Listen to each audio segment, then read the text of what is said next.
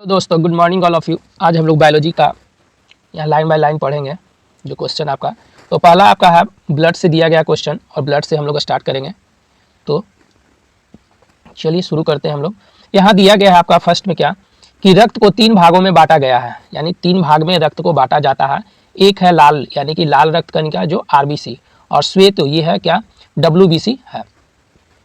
और यहाँ पे एक है रक्त बिंबाणु, यानी हिंदी में देखिए इसका रक्त बिंबाणु बोलते हैं। ठीक, इसको बोलते हैं ब्लड प्लेटलेट्स बोलते हैं। ठीक है, जब डेंगू होता है तो ये प्लेटलेट्स है जो संख्या इसका कम जाता है। ठीक है, संख्या है जो कम जाता है, इसीलिए लोग बोलते हैं भैया ना कि पपीता खाओ, है ना, कच्चा पपीता खाने से या फल खाने से क्या होता है, प्लेटलेट्स है जो फिर इंक्रीज होता है। चलिए, तो लाल रक्त कण निर्माण ये होता कहाँ निर्माण, तो अस्थि मज्जा में, यानी जो हम लोग बोन मैरो बोलते हैं ना, हड्डी, उसमें ये क्या होता है निर्माण होता है। जो देखते हैं ना खस्सी उसी, यानी खस्सी खाते हैं तो उसमें जो निकलता है अंदर में, तो वहीं पे ये क्या होता है निर्माण होता है। तो लाल रक्त कणिका यानी अस्थि मज्जा में बनता है। लाल रक्त कण का जीवन काल पूछता है तो 20 से 120 दिन तक ये जीवन, तो इसका जो जीवन काल है कितना 20 से 120 दिन तक है। श्वेत रक्त कण का निर्माण होता है। तो देखिए लाल रक्त कहाँ बन रहा है, तो अस्थि मज्जा में बन रहा है, और इसका कितना दिन तक जिंदा रहता है, तो 120 यानी 20 से 120 दिन तक जिंदा रहता है। अब यहीं पे बोलेगा डब्ल्यूबीसी का निर्माण कहाँ में होता है, तो ये भी अस्थि मज्जा में होता है, लिम्फ नोड में होता है, यकृत में और पलीहा में भी होता है। तो ध्यान में रखिएगा यहाँ पे क्या है कि लाल रक्त बोलेगा तो लाल रक्त है जो केवल अस्थि मज्जा में बन रहा था। ठीक, लेकिन श्वेत डब्ल्यूबीसी कहाँ, तो अस्थि मज्जा में भी बन रहा है, लिम्फ नोड में भी बन रहा है, और ये क्या है यकृत में भी बन रहा है और पलीहा में भी बन रहा है डब्ल्यूबीसी। ठीक है, डब्ल्यूबीसी का अगर पूछेगा कि इसका जीवन काल कितना दिन तक है, तो 2 से 4 दिन तक बेचारा रहबे करता है। ठीक है, कितना दिन तक रहता है, 2 से 4 दिन तक रहता है। श्वेत रक्त कण को कहा जाता है, जैसे हम लोग डब्ल्यूबीसी को क्या कहते हैं, ल्यूकोसाइट बोलते हैं। याद रखिए इसको कि श्वेत रक्त कण को हम लोग क्या बोलते हैं, तो ल्यूकोसाइट बोलते हैं। कहा ल्यूकोसाइट बोलते हैं, कौन सा ल्यूकोसाइट कहा जाता है, कहा जाता है। ठीक है, लाल रक्त को क्या कहते हैं, तो इरिथोसाइट बोलते हैं, है ना। लाल रक्त है जो इरिथो, है ना, इरिथोसाइट बोलते हैं। क्या बोलते हैं, इरिथोसाइट बोलते हैं। चलिए डब्ल्यूबीसी को क्या बोलते हैं, ल्यूकोसाइट कहते हैं। सबसे बड़ा श्वेत कण कौन सा है, तो मोनोसाइट है। सबसे बड़ा श्वेत कण यानी श्वेत कण कौन सा है, तो मोनोसाइट है। याद रखिएगा ये क्वेश्चन यहीं से पूछता है। ठीक है, लाल रक्त कण आरबीसी का मुख्य कार्य क्या है, तो लाल रक्त है जो क्या करता है, ये क्वेश्चन बहुत बार पूछा है कि आरबीसी का काम क्या है। तो आरबीसी जो है शरीर के हर कोशिका में, यानी शरीर है उसका हर कोशिका में ऑक्सीजन को पहुंचाना। आप सांस ले रहे हैं, बोल रहे हैं, हंस रहे हैं, तो ये क्या कर रहा है कि आरबीसी है जो ऑक्सीजन पहुंचा रहा है सभी कोशिका में। श्वेत रक्त का मुख्य काम क्या है, वहीं पे पूछेगा कि डब्ल्यूबीसी का काम क्या है, तो डब्ल्यूबीसी जो शरीर को रोग के संक्रमण से बचाता है।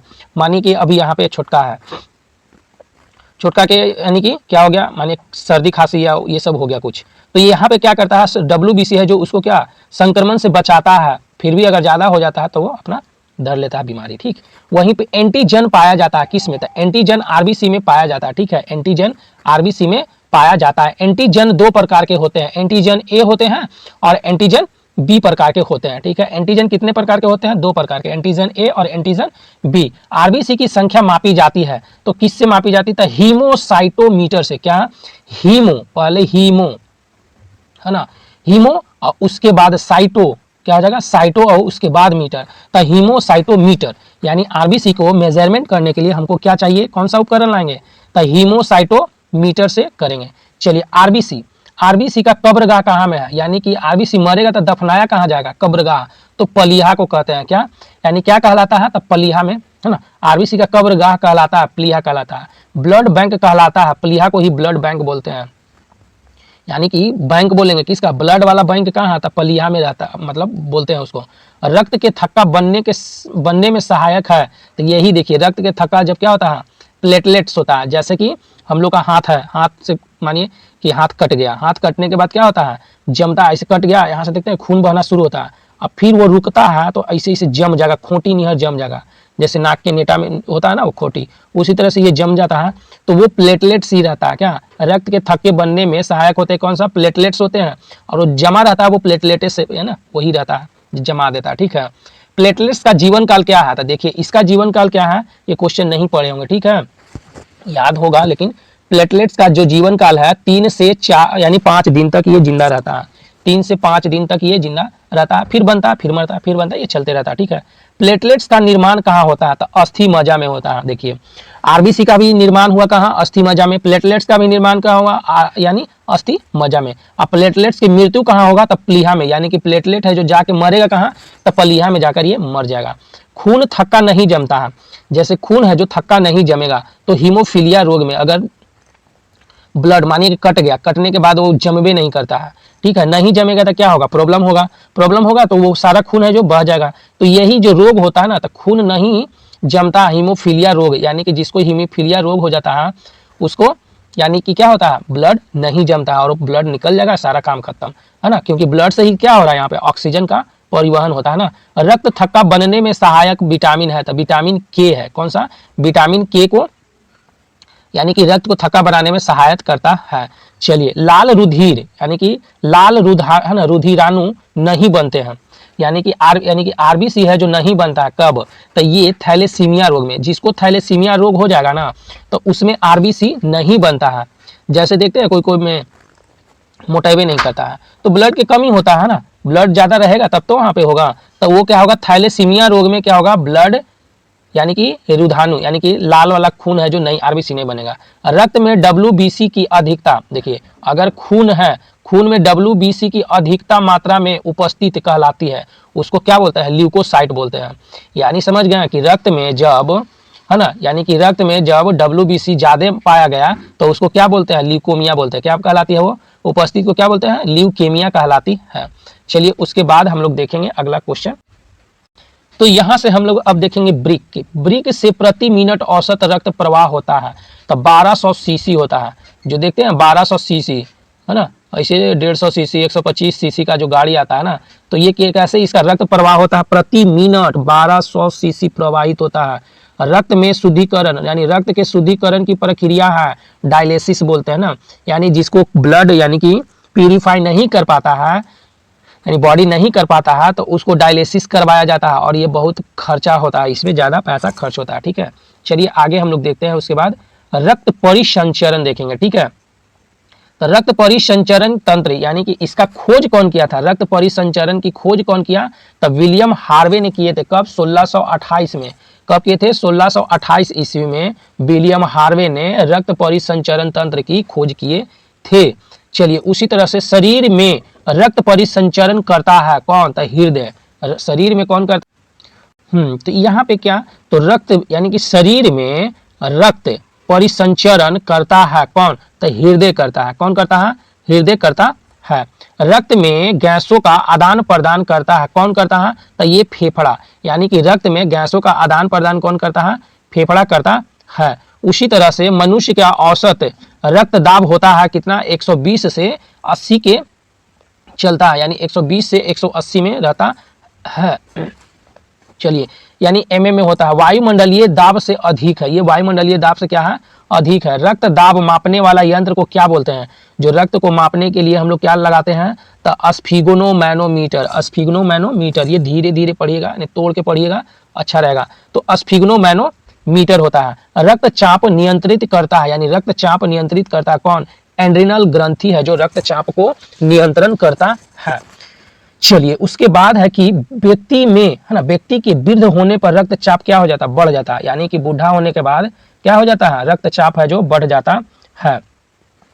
चलिए मानव शरीर में रक्त की अपर्याप्त आपूर्ति कहलाती है, इस्कीमिया बोलते हैं, ठीक है। यानी कि मानव शरीर में रक्त की अपर्याप्त आपूर्ति, अपर्याप्त है ना, तो ये क्या बोलते हैं? उसको इस्कीमिया कहा जाता है ना। यानी अपर्याप्त ब्लड रहेगा तो इसमें क्या बोलेंगे? इस्कीमिया बोला जाता है। चलिए आगे अब हम लोग देखेंगे पाचन तंत्र। क्या होगा यहाँ पे? पाचन तंत्र। तो मनुष्य में पाचन प्रारंभ होता है, तो शुरू से जो होता है मुख से ही होता है, मुख से ही पाचन क्रिया शुरू हो जाता है। जब हम लोग खाते हैं तो वहाँ पे यानी कि लार्वा, जो लार हम लोग का होता है उस भोजन में मिक्स होके और वो चला जाता है मुख से। मुख गुहा का पिछला भाग कहलाता है, तो मुख का गुहा है, यानी कि मुख गुहा का पिछला भाग ग्रसनी कहलाता है। पचे हुए भोजन अवशोषण होती है, ये कहाँ होती है? तो छोटी आंत में अवशोषण होती है।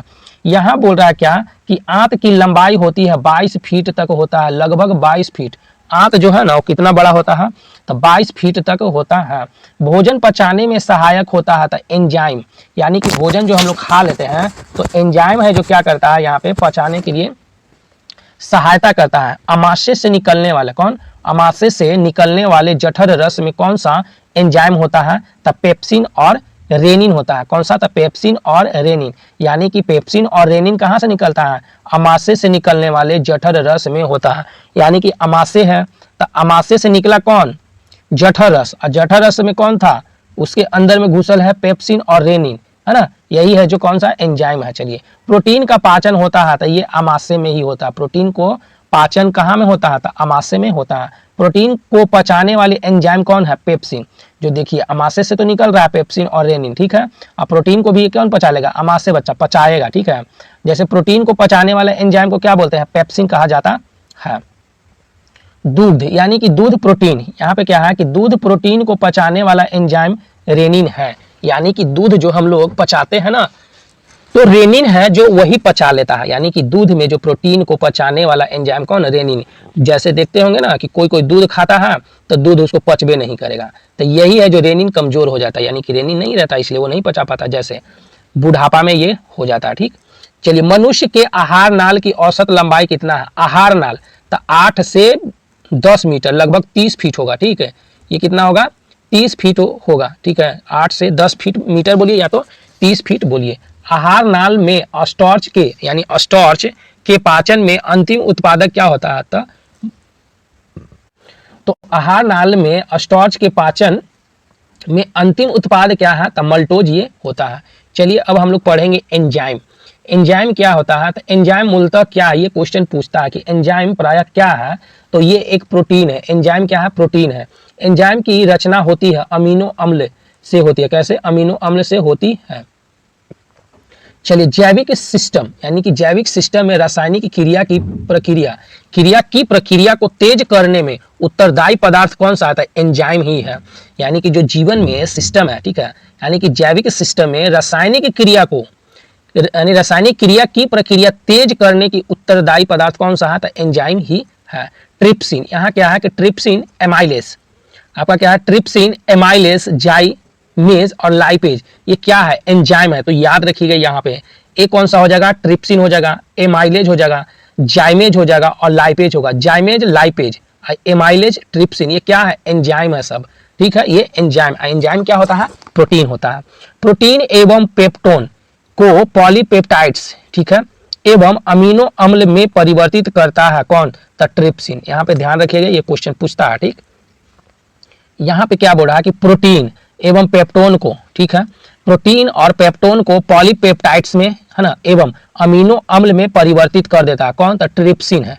ट्रिप्सिन है जो ये परिवर्तित कर देता है। चलिए, प्रोटीन के पाचन में सहायक एंजाइम कौन सा आता है, अभी हम लोग ऊपर में पढ़े कि कौन होता है, तो ट्रिप्सिन, ठीक है। प्रोटीन को पाचन में सहायक कौन करता था, ट्रिप्सिन करता है। और स्टार्च को शर्करा में, यानी स्टार्च है उसको शर्करा में बदलने के लिए एमाइलेज प्रयोग होता है ना, एमाइलेज है जो स्टार्च को शर्करा में बदल देता है। वसा को गिल्सरीन में बदलता है लाइपेज, कौन, तो लाइपेज है जो वसा को गिल्सरीन में बदल देता है। ग्लूकोज को इथेनॉल में बदल देता है। ग्लूकोज को इथेनॉल में कौन बदलता है, तो ग्लूकोज को इथेनॉल में बदलने के लिए कौन चाहिए, तो जाइमेज चाहिए। ये क्वेश्चन जो भी यहाँ पे दिया हुआ है ये सब पूछा हुआ क्वेश्चन है, ठीक है, और ये इंपॉर्टेंट क्वेश्चन बन जाती है। अगला हम लोग देखेंगे कि लार, जो हम लोग का लार में पाए जाने वाला एंजाइम कौन सा आता है, टाइलिन होता है। लार जो हम लोग है ना उसमें टाइलिन पाया जाता है। स्टार्च को मल्टोज में बदलता है, देखिए स्टार्च को मल्टोज में बदलता है, वो टाइलिन होता है। जो हम लोग खाते हैं ना मुंह से तो वहीं पे टाइलिन निकलता है। तो स्टार्च को, यानी खाएंगे क्या चीज, स्टार्च, लेकिन उसको मल्टोज में परिवर्तित कर देगा कौन, टाइलिन, ठीक है। जैसे होता है ना क्या, यहाँ पे आटा रख दिए, ठीक, आटा को गूंथ के पानी में रख दिए, यानी पानी मतलब भिंगा के उसको रख दिए। कुछ दिन के बाद इसमें क्या होगा, कीड़ा लग जाएगा। कीड़वा है जो खा के क्या बना देगा उसको, उसमें जो उसका पोटी हो जाएगा वो खाद्य पदार्थ भी बोल सकते हैं, और वो खत्म हो जाएगा, यानी कि मिट्टी के रूप में आ जाएगा। तो ये काम कर रहा है, यानी कि स्टार्च जो है ना, स्टार्च को मल्टोज में परिवर्तित करता है कौन, टाइलिन करता है। लार सहयोग करती है स्टार्च के पाचन में। जो लार है हम लोग का वो स्टार्च के पाचन में सहायता करता है। चलिए आगे हम लोग देखेंगे मानव शरीर, यानी कि मनुष्य का शरीर। चलिए यहाँ पे है मानव शरीर। मानव शरीर का सबसे बड़ा अंग कौन सा हो जाएगा, तो ये पूछता है कि सबसे बड़ा अंग कौन सा हो जाएगा, त्वचा हो जाएगा। त्वचा का रंग किसके कारण होता है, त्वचा का रंग किसके कारण होता है, तब मेलानिन के कारण होता है। जैसे मानिए यहाँ पे छोटका है और यहाँ पे छुटकी है, ये छोटका है जो करिया है और छुटकी है जो गोर है, तो इसके पास मेलानिन की कमी होगा, है ना, और इसके पास मेलानिन ज़्यादा हो जाएगा, है ना। जिसके पास ज़्यादा होता है वो काला होता है और जिसके पास कम होता है वो गोरा होता है। इसी तरह से ये मेलानिन काम करता है, ठीक है। चलिए आगे देखिएगा, तो यहाँ पे मेलानिन की कमी होता है, किसी में ज़्यादा होता है, तो कोई गोरा हो जाता है, कोई यानी काला हो जाता है।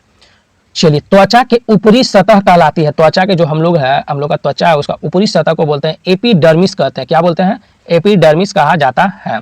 मास्टर ग्रंथि कहलाती है, मास्टर ग्रंथि किसे कहते हैं, तो मास्टर ग्रंथि कहलाता है पिट्यूटरी ग्रंथि यानी कि पीयूष ग्रंथि को कहते हैं। शरीर के सबसे बड़ी हड्डी फीमर को बोलते हैं यानी कि जांग वाला को।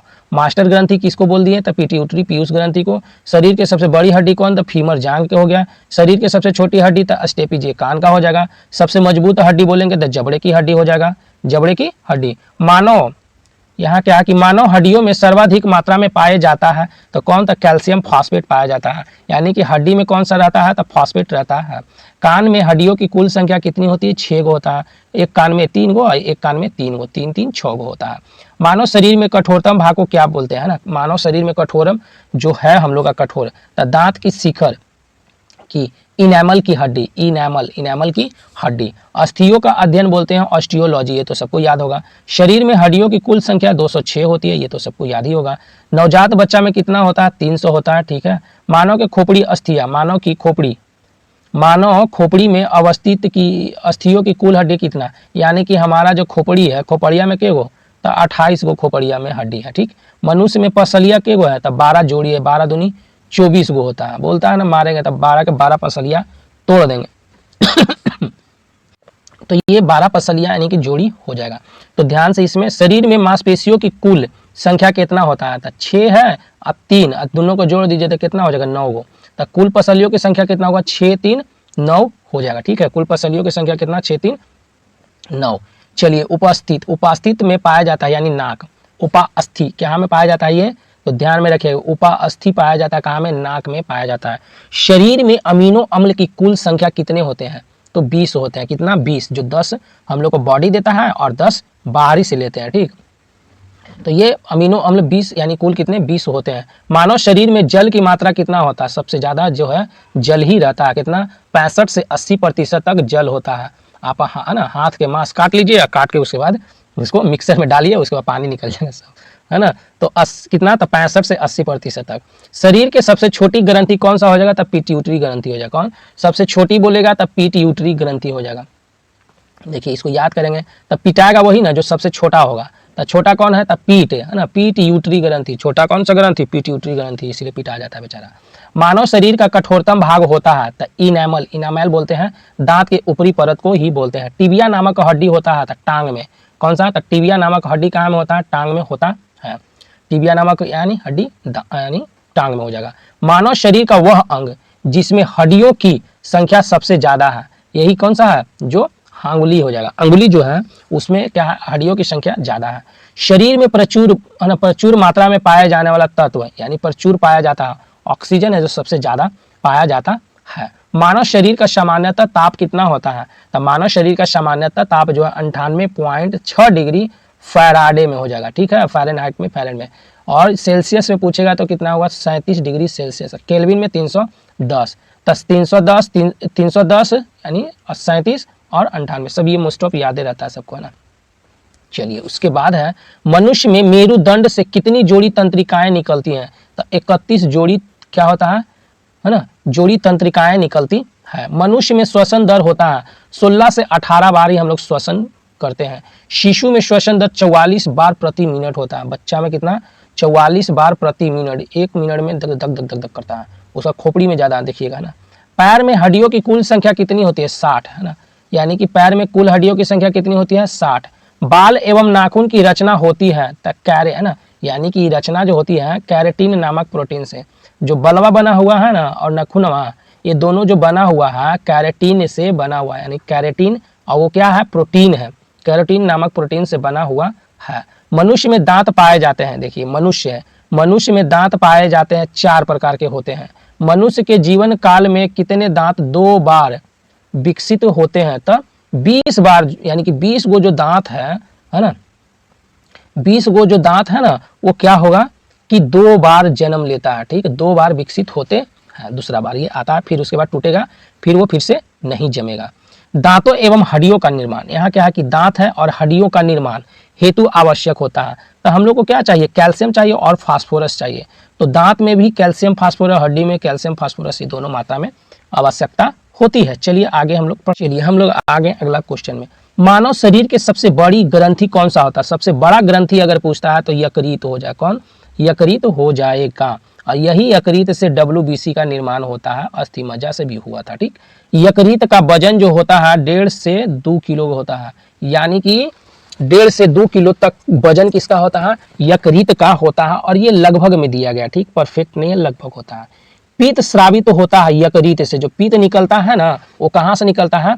तो यकृत द्वारा ही निकलता है। पीत होता है पीले हरे रंग का क्षारीय द्रव होता है, पीले हरे रंग का क्षारीय द्रव होता है।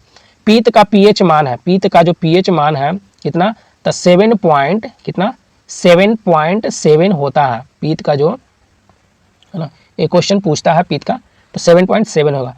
पीत जमा होता है कहाँ? पित्ताशय में या गॉल ब्लाडर में, है ना, गॉल ब्लाडर में, पित्ताशय बोलिए, गॉल ब्लाडर बोलिए, वही में पीत है जो यकृत यानी कि जमा रहता है। यकृत लीवर, यानी यकृत को क्या बोलते हैं? लीवर बोलते हैं। तो यकृत में भविष्य के लिए कौन सा विटामिन, है ना, विटामिन भंडारित रहता है? तो विटामिन ए। ये क्वेश्चन पूछता है कि यकृत में कौन सा विटामिन है? तो विटामिन ए है। रक्त में ग्लूकोज की मात्रा को नियमित बनाए रखता है कौन? तो ये यकृत ही है, यानी कि रक्त में ग्लूकोज की मात्रा को नियमित बनाए रखता है, ये कौन है?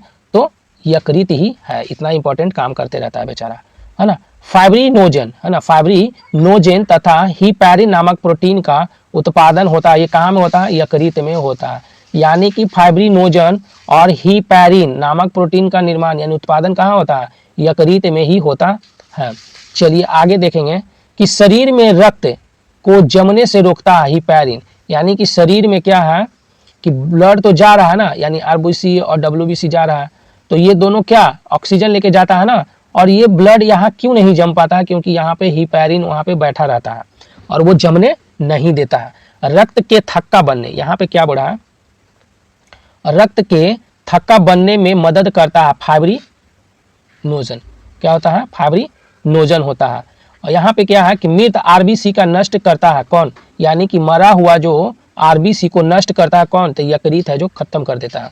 चलिए, शरीर का ब्लड बैंक कहलाता है प्लीहा को कहते हैं, है ना। शरीर का जो ब्लड बैंक है वो किसको बोलते हैं? प्लीहा को बोलते हैं।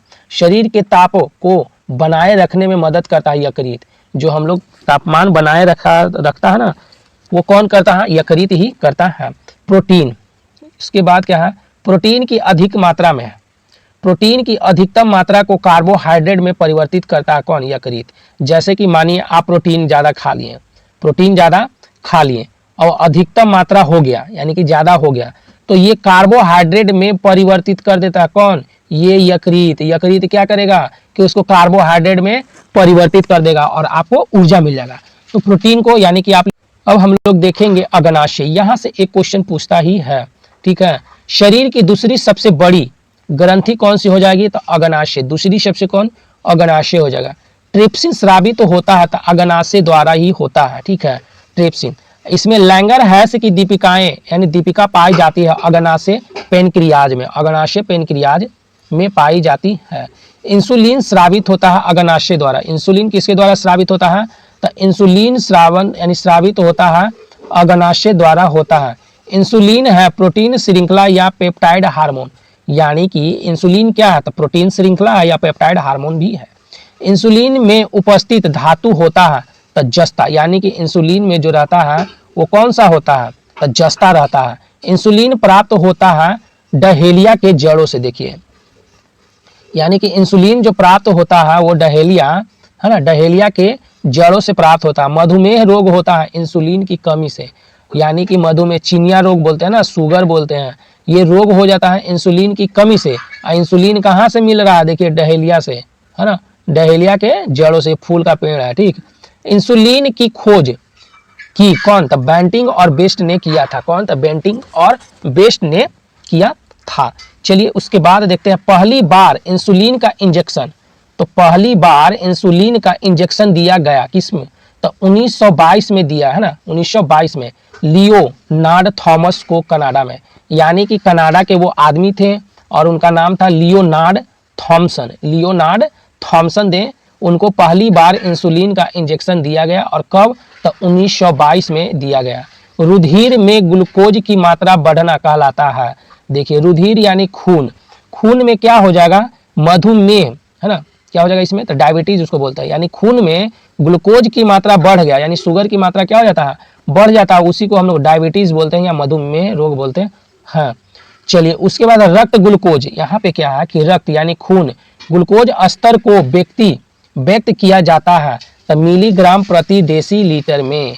यानी कहने का मतलब हो गया कि जो रक्त है ग्लूकोज स्तर को व्यक्त किया जाता है मिलीग्राम प्रति डेसीलीटर में किया जाता है। अग्नाशय को पाचक रस के उत्पादन के लिए कौन सा हार्मोन उत्तेजित करता है। देखिए अग्नाशय को पाचक रस, है ना, पाचक रस के उत्पादन के लिए कौन सा हार्मोन उत्तेजित करता है, तो सिक्री, क्या नाम है, सिक्रीटिन बोलते हैं इसको, क्या बोलते हैं, सिक्रीटिन। चलिए अब उसके बाद आएंगे हम लोग हृदय। हृदय में देखते हैं क्या है, यहाँ पे क्वेश्चन बनता है। तो हृदय क्या बोल रहा है कि शरीर का सबसे व्यस्त अंग जो है यही बेचारा हृदय। सबसे व्यस्त अंग कौन सा है, हृदय है।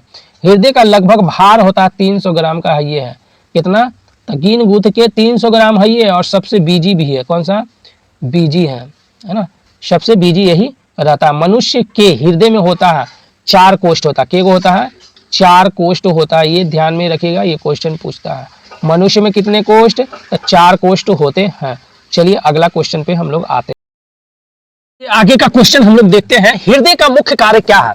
हृदय का तो हम लोग देख लिए क्या कि 300 ग्राम का होता है। और हृदय का मुख्य कार्य जो होता है क्या, शरीर के विभिन्न भागों को रक्त पहुंचाना। यानी ये जो हृदय है सभी शरीरों में क्या करेगा, रक्त को, यानी कि रक्त को पहुंचाएगा। शरीर से हृदय की ओर रक्त ले जाने वाली रक्तवाहिनी कहलाता है सीरा। यानी इसमें क्या होगा, देखिए शरीर है और शरीर से हृदय की ओर ले जाएगा, कहाँ, तो शरीर से हृदय की ओर ले जाएगा, जो कौन होगा, ये सीरा हो जाएगा, ठीक है। और उसी तरह से शरीर से, है ना, देखिए यहाँ पर क्या है, हृदय से शरीर की ओर, देखिए तो उल्टा, पहले क्या है, शरीर से हृदय ले जाएगा, शरीर, है ना, क्या हो जाएगा, शरीर, और शरीर टू हृदय, हृदय होगा तो कौन सा, ये सीरा हो जाएगा। और वहीं पे अगर पूछता है आपको कि हृदय से शरीर की ओर, तो धमनी, है ना, हृदय से शरीर की ओर ले जाएगा तो धमनी, ये रक्तवाहिनी ले जाता है। अशुद्ध रक्त में क्या होता है, अशुद्ध रक्त में कार्बन डाइऑक्साइड युक्त रहता है ना, और इसमें कार्बन डाइऑक्साइड रहता है और अंदर में यानी कि जैसे ऑक्सीजन जाता है फिर उसको प्यूरिफाई करता है ना, का संवहन करता है, तब फुफ्फुस, है ना, फुसफुस, है ना, यहाँ पे फुसफुसीय धमनी होगा, फुसफुस धमनी होगा, फुफ्फुसीय धमनी दिया, फुसफुस धमनी, फुफ्फुसीय धमनी ये होता है। तो ये ध्यान में रखिएगा, अशुद्ध रक्त यानी कि अशुद्ध, जिसमें कार्बन डाइऑक्साइड युक्त होता है, उस यानी संवहन करता है कौन, फुसफुस धमनी करता है। शुद्ध रक्त जिसमें ऑक्सीजन रहेगा, शुद्ध मतलब ऑक्सीजन, उसको संवहन कौन करता है, तो ये है जो फुसफुसीय सीरा करेगा। यानी शुद्ध रक्त को कौन, सीरा, और अशुद्ध रक्त को कौन, धमनी। अशुद्ध रक्त को कौन करेगा, धमनी, और शुद्ध रक्त को कौन करेगा, ये सीरा करेगा, ठीक है। चलिए मनुष्य का हृदय प्रति मिनट धड़कता है कितना, 72 बार ये धड़कता है। हृदय के सिकुड़ने को कहते हैं सिस्टोल बोलते हैं, क्या, एक होता है सिस्टोल होता है, एक होता है डायस्टोल बोलते हैं। जो सिकुड़ता है ना, ऐसे सिकुड़ जाएगा तो उसको बोलेंगे स से सिकुड़ गया, तो सी से सिकुड़ेगा तो क्या हो जाएगा, सिस्टोल हो गया। हृदय के फैलने को बोलते हैं डायस्टोल, यानी कि जो फैलाव होता है, फैलाव करेगा तो वो डायस्टोल उसको कहते हैं। सामान्यतः नाड़ी का स्पंदन दर बराबर होती है ना, स्पंदन दर बराबर होती है धड़कने की, है ना, हृदय के धड़कने की दर के। चलिए आगे का देखते हैं क्या, कि हृदय की धड़कन को नियंत्रित करने वाला हार्मोन कौन है। तो हृदय जो है ना 300 ग्राम वाला, इसको धड़कने को नियंत्रित, धड़कता है जो धड़ धड़ धड़ करता है, उसको नियंत्रण करने को कौन काम करता है, तो वो हार्मोन है जो थायरॉक्सिन और एंड्रीनेलिन है। कौन सा, एंड्रीनेलिन, ये दोनों हार्मोन है जो उसको नियंत्रण करता है। ज्यादा मत धड़क, है ना, ये काम करता है, ज्यादा बोलता है मत ज्यादा काम कर, है ना, ज्यादा मत धड़क। तो ये जीवन रक्षक हार्मोन कौन है, एंड्रिनल ग्रंथि है, यही है जो जीवन रक्षक है। हृदय घात, जैसे हार्ट अटैक होता है, हार्ट अटैक का कारण है शरीर में कोलेस्ट्रॉल का अधिकता। कोलेस्ट्रॉल अगर बढ़ जाएगा ना, तब ब्लड में नहीं, मतलब ऑक्सीजन नहीं जाएगा, और ऑक्सीजन नहीं जाएगा तो हो जाएगा आपके पास क्या, हार्ट अटैक हो जाता है। तो यही कोलेस्ट्रॉल है जो बढ़ जाता है, ये यानी बड़ा बड़ा हो जाता है। जैसे आप चॉकलेट खाते हैं ना, चॉकलेट जो दाना ऐसे ऐसे, वो उस तरह के दाना की तरह रहता है। तो हम लोग बड़ा दिख रहे हैं, उसमें दिखेगा आपका। चलिए, हृदय की धड़कन पर नियंत्रण के लिए आवश्यक तत्व है, यानी पोटेशियम। देखिए, हृदय की धड़कन पर नियंत्रण के लिए आवश्यक है कौन सा, तब पोटेशियम हो जाएगा। हृदय स्पंदन को नियंत्रण करने के लिए कौन, तब पेसमेकर, यानी पेसमेकर होता है। जराविक, जराविक सेवन क्या है, ये कृत्रिम हृदय है। यहाँ पे याद रखिए कि जराविक सेवन क्या है, तो ये कृत्रिम मतलब बनावटी हृदय है, ठीक है, जराविक सेवन नाम है। हृदय का पहला प्रतिस्थापन किया गया था, मतलब कि हृदय का पहला यहां से काट के दूसरा में लगाया गया था। तो ये कौन किए थे, तो डॉक्टर क्रिश्चियन बर्नार्ड किए थे, बर्नार्ड, ठीक है। भारत में प्रथम बार हृदय का सफल प्रत्यारोपण करने का श्रेय किसको जाता है, तो ये डॉक्टर पी, क्या नाम है, डॉक्टर पी वेणुगोपाल को जाता है। यानी ये क्या किए थे, भारत के हैं, ठीक है। डीपी कौन है, डीपी वेणुगोपाल को जाता है। हृदय संबंधी बीमारियों का पता लगाया जाता है तो ईसीजी से, है ना, इलेक्ट्रोकार्डियोग्राम द्वारा किया जाता है। यानी कि हृदय का जो संबंधी बीमारी है उसको पता लगाने के लिए इलेक्ट्रोकार्डियोग्राम का, यानी इससे हम लोग पता लगा सकते हैं।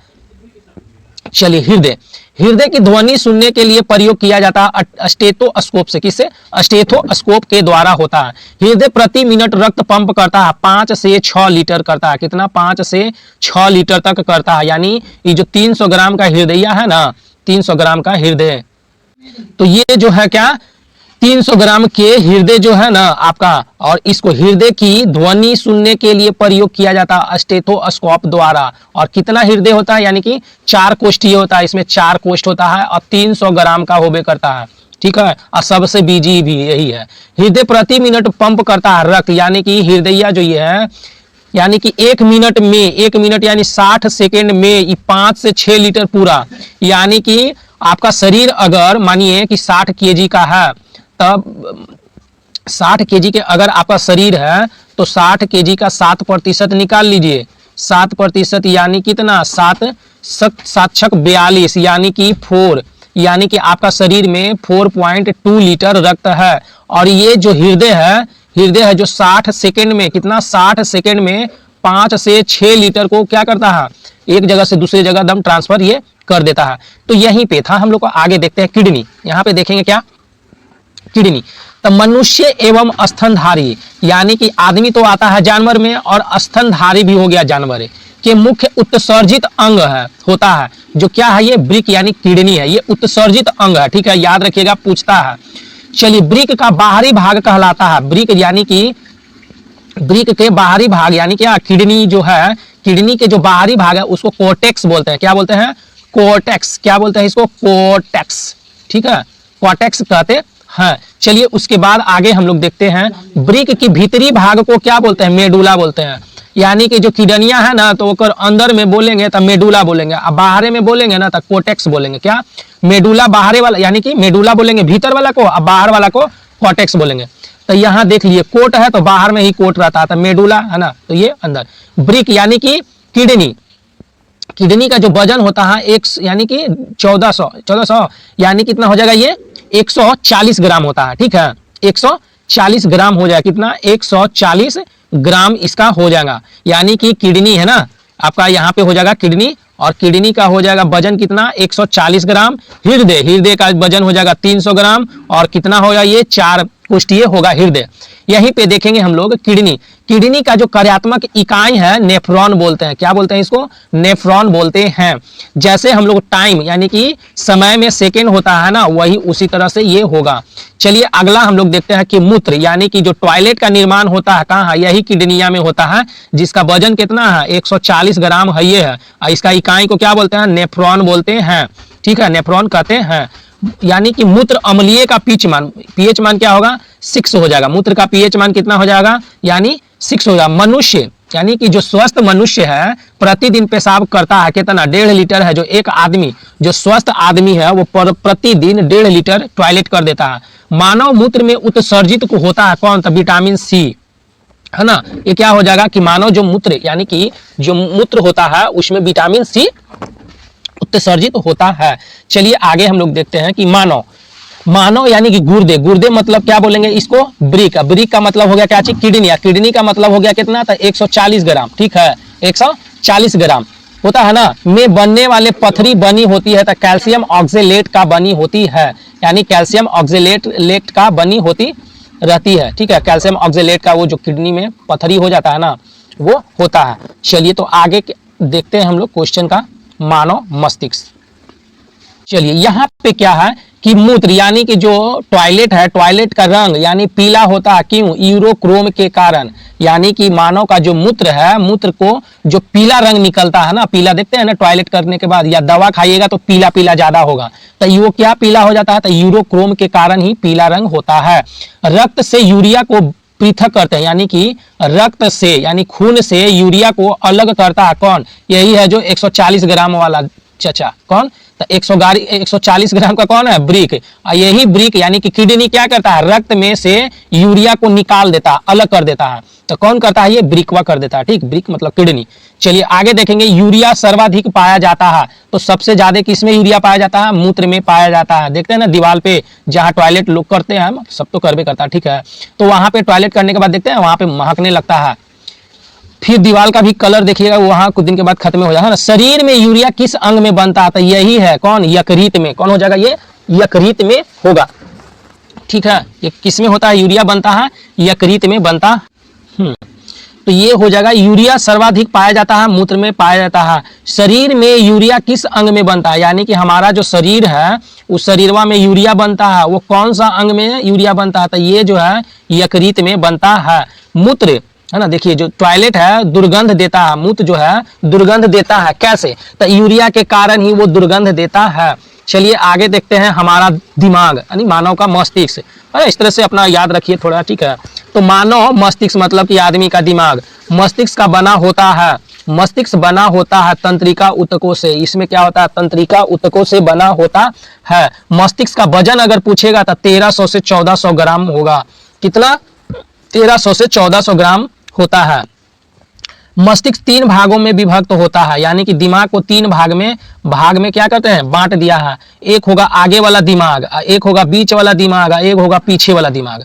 बस अग्र मतलब आगे, मध्य मतलब बीच में, और पश्च मतलब पीछे, तो उतना नहीं है ना, अति साइंटिफिक नेम है सब ये सब। तो आगे वाला मस्तिष्क यानी आगे वाला दिमाग, और ये मध्य वाला दिमाग बीच वाला, और उसके बाद क्या हो जाएगा, पीछे वाला दिमाग, ठीक है। चलिए आगे हम लोग पढ़ते हैं। उसके बाद मानव मस्तिष्क यानी कि आदमी का जो दिमाग का सबसे बड़ा विकसित एवं सबसे बड़ा भाग कौन सा, तो सबसे विकसित भी पूछा है और सबसे बड़ा भी पूछा है, तो सबसे बड़ा और विकसित कौन हो जाएगा, सेरिब्रम यानी प्रमस्तिष्क हो जाएगा, जो सबसे बड़ा भी हो जाएगा और सबसे विकसित भी हो जाएगा।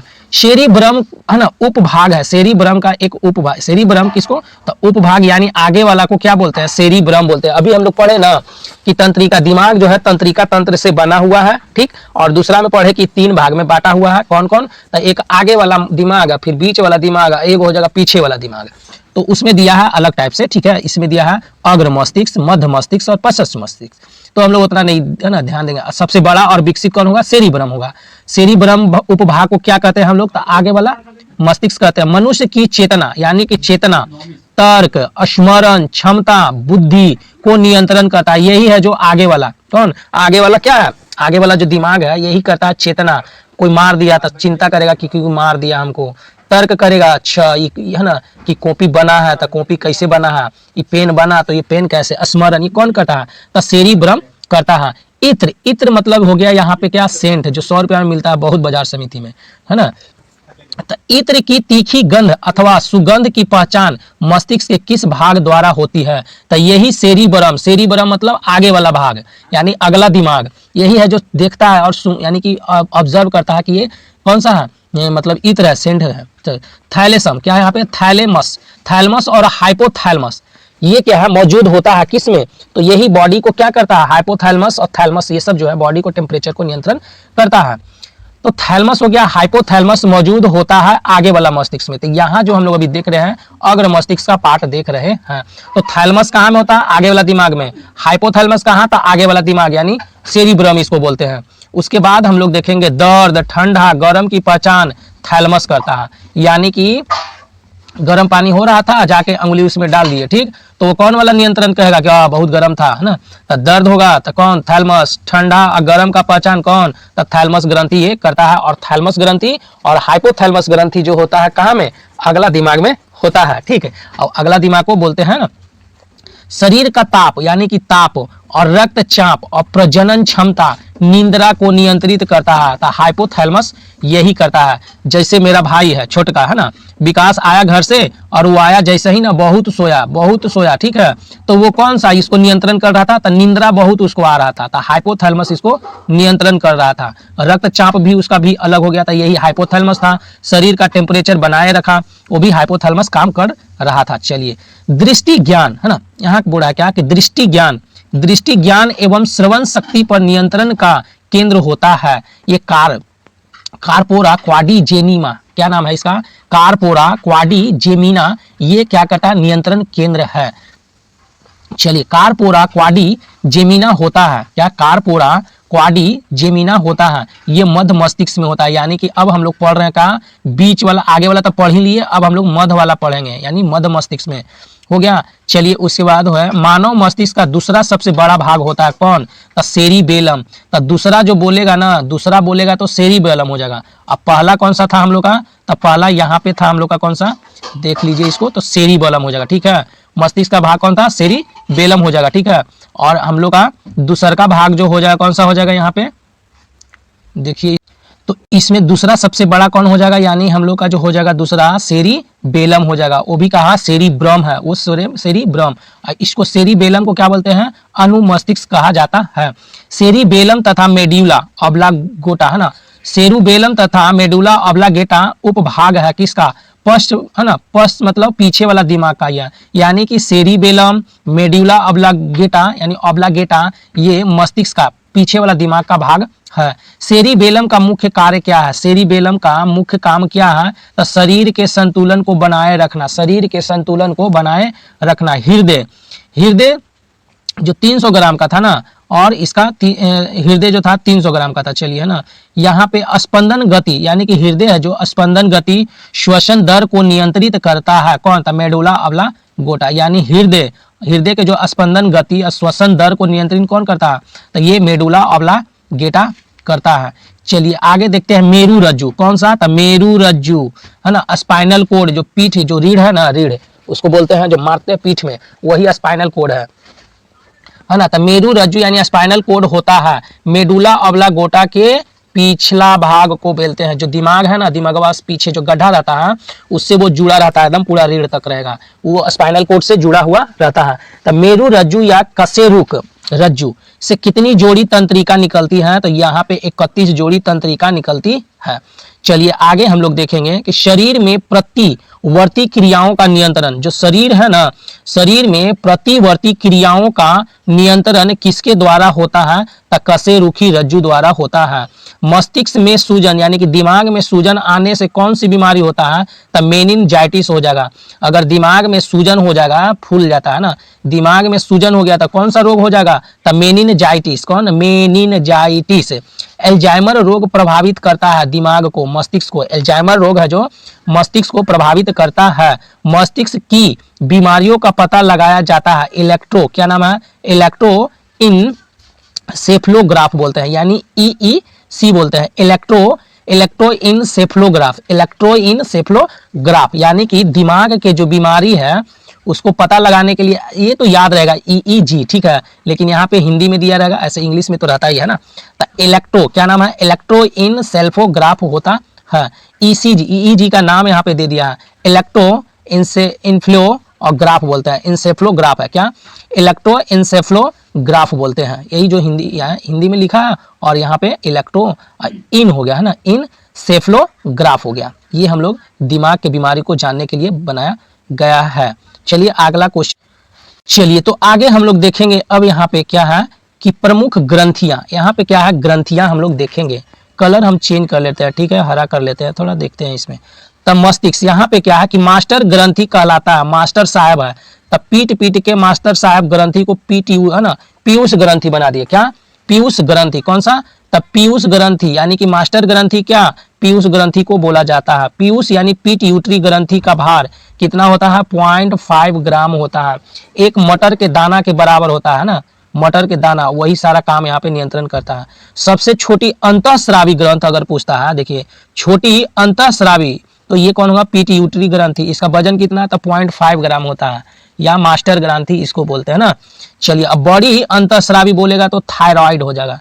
यानी कि अंतःस्रावी तो पिट्यूटरी ग्रंथि भी है, अंतःस्रावी थायराइड भी है, लेकिन सबसे छोटी बोलेगा तो पिट्यूटरी ग्रंथि हो जाएगा, सबसे बड़ी अंतःस्रावी बोलेगा तो थायराइड हो जाएगा। पीयूष ग्रंथि पाई जाती है, तो हम लोग अभी देखबे कि ये किस में पाया जाता है? दिमागे में पाया जाता है। थायराइड ग्रंथि पाई जाती है, थायराइड जो होता है देखते हैं गला में होता है। थायराइड ग्रंथि कहाँ पाया जाता है? गला में पाया जाता है। और थायराइड जो है अंतःस्रावी है और सबसे बड़ी है, याद रखिएगा, थायराइड हो जाएगा। चलिए उसके बाद देखते हैं अगला क्वेश्चन। थायराइड ग्रंथि स्रावित करता है थायरॉक्सिन को, किसको? तो थायराइड ग्रंथि जो निकालता है, स्रावित करता है थायरॉक्सिन को। थायराइड ग्रंथि से थायरॉक्सिन स्रावित करने हेतु उत्तेजित करने वाला हार्मोन कौन है? तो TSH। ये क्वेश्चन पूछता है, इसको लिख लीजिएगा, ठीक है। तो ये कौन सा होता है? यानी कि थायराइड ग्रंथि, थायराइड ग्रंथि यानी कि गला से थायरॉक्सिन स्रावित करने हेतु उत्सर्जित करने वाला हार्मोन कौन है? तो TSH है। TSH का स्रावित करता है कौन? तो पीयूष ग्रंथि करता है। कौन? तो पीयूष ग्रंथि करता है। चलिए आगे देखेंगे। थायरॉक्सिन, थायरॉक्सिन क्या है? आयोडीन युक्त अमीनो अम्ल है। क्या? आयोडीन युक्त अमीनो अम्ल है। घेंघा रोग होता है आयोडीन के कमी से होता है। घेंघा रोग जो होता है आयोडीन के कमी से होता है। रक्त शर्करा यानी कि रक्त शर्करा और रक्तचाप को नियंत्रित करता है एड्रिनल ग्रंथि। कौन? एड्रिनल ग्रंथि यानी अधिवृक्क ग्रंथि बोलते हैं। यानी कि रक्त शर्करा, रक्त और रक्तचाप को नियंत्रित करता है कौन? एड्रिनल ग्रंथि या अधिवृक्क ग्रंथि करता है। चलिए, आपातकालीन हार्मोन कहते हैं, तो यही एड्रिनल को कहते हैं आपातकालीन हार्मोन। जैसे कोई आया है ना, आपको पीछे से डरा दिया, या आया है ना, आपको डर लग गया, या भूत पिचास किसी से, तो ये है जो एक्टिव हो जाएगा, एड्रिनल ग्रंथि है जो एक्टिव हो जाएगा। चलिए, लड़ो और उड़ो यानी कि फाइट एंड फ्लाई बोलते हैं। लड़ो और उड़ो किसको बोलते हैं? तो एड्रीनेलिन को बोलते हैं। एड्रीनेलिन है ना, नामो है ऐसा, है ना। एड्रीनेलिन ग्रंथि को बोलते हैं, यानी हार्मोन को बोलते हैं। गाय भैंसों के थनों यानी कि गाय भैंस के थनों से दूध उतारने के लिए किस हार्मोन का इंजेक्शन दिया जाता है? तो ये ऑक्सीटोसिन दिया जाता है। देखते होंगे गांव में क्या, गांव में सब जगह देबे करता है। गांव छोड़िए, है ना, वही एगो बेचारा गाय है जो सब जगह, उसको क्या है, गाय को या तो शहर में रखिए या तो गांव में रखिए, बेचारा को ये ऑक्सीटोसिन सुई दिया ही जाता है। ये कौन सा? ऑक्सीटोसिन सुई है ना, यानी इंजेक्शन रहता है, पानी की तरह रहता है। 1 रुपया में आता है, 2 रुपया में, तो 5 रुपया मिलता होगा। और सुई सवेरे शाम उसको दिया जाता है। क्यों? क्योंकि वो सुई देगा ना तो दूध जो है, तो वो किसको दिया जाता है? जिसका बच्चा यानी गाय है ना, तो गाय का बच्चा है जो डेथ कर जाता है, तब वो दिया जाता है, ठीक है। नहीं तो बहुत सारा तो इसका अपवाद भी उड़ता है। चलिए आगे हम लोग देखते हैं, अपना क्वेश्चन पे आते हैं, ठीक है। चलिए, तो ये ऑक्सीटोसिन हार्मोन ही दिया जाता है। ब्रोंकाइटिस, यहाँ क्या? ब्रोंकाइटिस एक रोग है श्वसन, है ना, श्वास नली का, यानी कि श्वास नली में जो हम लोग का प्रॉब्लम होता है वो ब्रोंकाइटिस रोग है। किसका है? तो ब्रोंकाइटिस श्वास नली का है। लैक्रीमल ग्रंथियां, क्या है? लैक्रीमल ग्रंथियां स्रावित करती है आंसू को, यानी कि जो हम लोग रोते हैं ना, मानिए यहाँ पे छोटका आया, छोटकी को 2 फैट मार दिया, ठीक है, डिम डिम 2 फैट मार दिया, छुटकी रोने लगी, तो रोने नहीं, तो इसका आंसू जो है ना ये निकल रहा था, लैक्रिमल ग्रंथि स्रावित किया, यानी इसका जो आंसू है, यानी आंख में से जो आंसू निकला तो लैक्रिमल ग्रंथि है जो उसको निकाल के बाहर लाया, और छोटका देखा जा रोने लगे, है ना। तो इस तरह से समझिए क्वेश्चन को। आगे का क्या है कि जनन अंग, अब हम लोग देखेंगे प्रोडक्शन का, रिप्रोडक्शन। नरों में प्राथमिक लैंगिक अंग होते हैं, यानी कि जो नर मतलब समझिए क्या, मेल, मेल मतलब लड़का एक समझिए ना, या आदमी का प्राथमिक लैंगिक अंग होता है तब वृषण बोलते हैं। क्या होता है? वृषण। एंड्रो, है ना, एंड्रोजेंस स्रावित होता है वृषण से होता है। एंड्रोजेन स्रावित होता है किससे? तब वृषण से होता है। चलिए, स्त्रियों का यहाँ पे क्या है, स्त्रियों में जनन अंग होता है अंडाशय बोलते हैं उसको, ठीक। और स्त्री में जो हार्मोन होता है उसको बोलते हैं एस्ट्रोजन। ये क्वेश्चन याद रखिएगा, लड़की में बोलता है तो एस्ट्रोजन होगा, ठीक है, लड़की में बोलता है तो एस्ट्रोजन, और लड़का में बोलता है तो एंड्रोजन। क्या? एंड्रो है, ड है यहाँ पे, ठीक है, ड्रो है, यहाँ एस्ट्रोजन यानी एस्ट्रोन हो जाएगा, ठीक। चलिए, एस्ट्रोजन ऐसे, एस्ट्रोन ऐसे बोला जाता है, ठीक है। चलिए, आपका क्या हो जाएगा आगे क्वेश्चन। पुरुष हार्मोन कहलाता है, तो ये कौन हो जाएगा? तो एंड्रो, पुरुष में क्या होगा, एंड्रोस्टेरोन बोलते हैं, एंड्रोस्टेरोन बोलते हैं। पुरुष विकास हार्मोन कहते हैं तो टेस्टोस्टेरोन बोलते हैं, टेस्टोस्टेरोन बोलते हैं किसको, पुरुष विकास हार्मोन जो टेस्टोस्टेरोन बोलते हैं। स्त्री विकास हार्मोन बोलते हैं एस्ट्रोजेन बोलते हैं, क्या, एस्ट्रोजेन बोलते हैं, एस्ट्रोन, है ना। यहाँ स्त्री में कौन सा हार्मोन होता है, तो ये जो है एस्ट्रोन हार्मोन होता है, ठीक है। और स्त्री का विकास अंग जो होता है एस्ट्रोजेन कहलाता है। चलिए, एस्ट्रोजेन उत्पत्ति होता है किससे, ये होता है उत्पादित, तो एस्ट्रोजेन उत्पादित तो होता है तब पुटिका द्वारा होता है, किसके द्वारा, पुटिका द्वारा। गर्भधारण के लिए आवश्यक हार्मोन है तब है ना, प्रोजेस्ट्रॉन, किसको जरूरत है, तब प्रोजेस्ट्रॉन की आवश्यकता होती है। पुरुषों की नसबंदी कहलाता है, क्या बोलते हैं, तब बेसेक्टोमी बोलते हैं, क्या, बेसेक्टोमी बोलते हैं, यानी कि नसबंदी जो होता है तो उसको क्या बोलते हैं, बेसेक्टोमी बोलते हैं। स्त्रियों की नसबंदी को क्या बोलते हैं, ट्यूबे, है ना, ट्यूबेक्टोमी बोलते हैं। ट्यूबेक्टोमी स्त्री को नसबंदी के लिए बोलते हैं और पुरुष को नसबंदी के लिए बोलते हैं बेसेक्टोमी, क्या, बेसेक्टोमी बोलते हैं, बे, है ना, याद ऐसे कि बे किसी बोलते हैं ना, बे, है ना, बेसेक्टोमी बोलते हैं। और लड़की क्या, तो ट्यूबेक्टोमी बोलते हैं, ट्यूबेक्टोमी कहते हैं। चलिए अगला क्वेश्चन हम लोग देखते हैं। उसके बाद हम लोग देखेंगे प्रोटीन बना होता है, प्रोटीन जो बना होता है 20 प्रकार के अमीनो अम्ल से बना होता है। मनुष्य के शरीर में कितने प्रकार की प्रोटीन की आवश्यकता होती है, तो 20 प्रकार की प्रोटीन की आवश्यकता होती है। अब प्रोटीन अगर हम लोग ज़्यादा खा लेंगे ना तो वो क्या में बदल जाता है, तो कार्बोहाइड्रेट में बदल देता है। चलिए, सभी एंजाइम बने होते हैं प्रोटीन की, ये क्वेश्चन पूछता है। प्रोटीन के कमी से बच्चों में कौन सी बीमारी होता है, तो ये मरासमस रोग या क्वासिक्योर हो जाएगा। यानी कि बच्चा है, बच्चा में प्रोटीन की कमी हो गया, रोग कौन सा हो जाएगा, मरासमस हो जाएगा, क्वासिक्योर रोग हो जाएगा। वसा होता है तो वसा वसीय अम्ल और ग्लिसरॉल की होती है। वसा का संश्लेषण होता है माइटोकॉन्ड्रिया में। वसा जो है ना कहाँ में संश्लेषण होता है, तो माइटोकॉन्ड्रिया में होता है। शरीर को ऊर्जा प्रदान करता है कौन, वसा, यानी कि यही जो वसा है जो शरीरवा है उसको क्या करता है, ऊर्जा देता है। त्वचा रूखी हो जाती है वसा की कमी से, यानी देखते हैं वसा की कमी से त्वचा जो रूखी हो जाएगी। वसा का मूल स्रोत क्या है, वसा का मूल स्रोत है मक्खन, घी, मक्खन और घी। दूध को पाश्चुराई, है ना, पाश्चुकृत किया जाता है 62 डिग्री सेल्सियस पर, इसको तापमान यानी करके तुरंत इसको नीचे यानी कि डाउन किया जाता है। दूध पाश्चुराइजेशन की खोज लुई पास्चर ने किए थे। दूध का पीएच मान जो होता है 6.4 और मूत्र का पीएच मान होता है 6 होता है ना। चलिए उसके बाद दूध के प्रोटीन को पचाने वाले एंजाइम, यानी दूध के जो प्रोटीन को पचाने वाला एंजाइम जो है रेनिन है। दूध की शुद्धता मापी जाती है लैक्टोमीटर से मापी जाती है। BHC 10% का व्यापारिक नाम क्या है, तो गैमिक्सिन नाम है, क्या, तो याद रखिएगा क्वेश्चन ये पूछता है। BHC 10% व्यापारिक नाम क्या है, गैमेक्सिन नाम है। दूध खट्टा हो जाता है जीवाणु के कारण हो जाता है। जीवाणु के कारण क्या हो जाता है, दूध है जो खट्टा हो जाता है। दूध में पाई जाने वाली शर्करा होता है, तो दूध में कौन सा, तो लैक्टोज होता है, यानी लैक्टोज। दूध में जो पाई जाने वाले शर्करा है वो लैक्टोज है।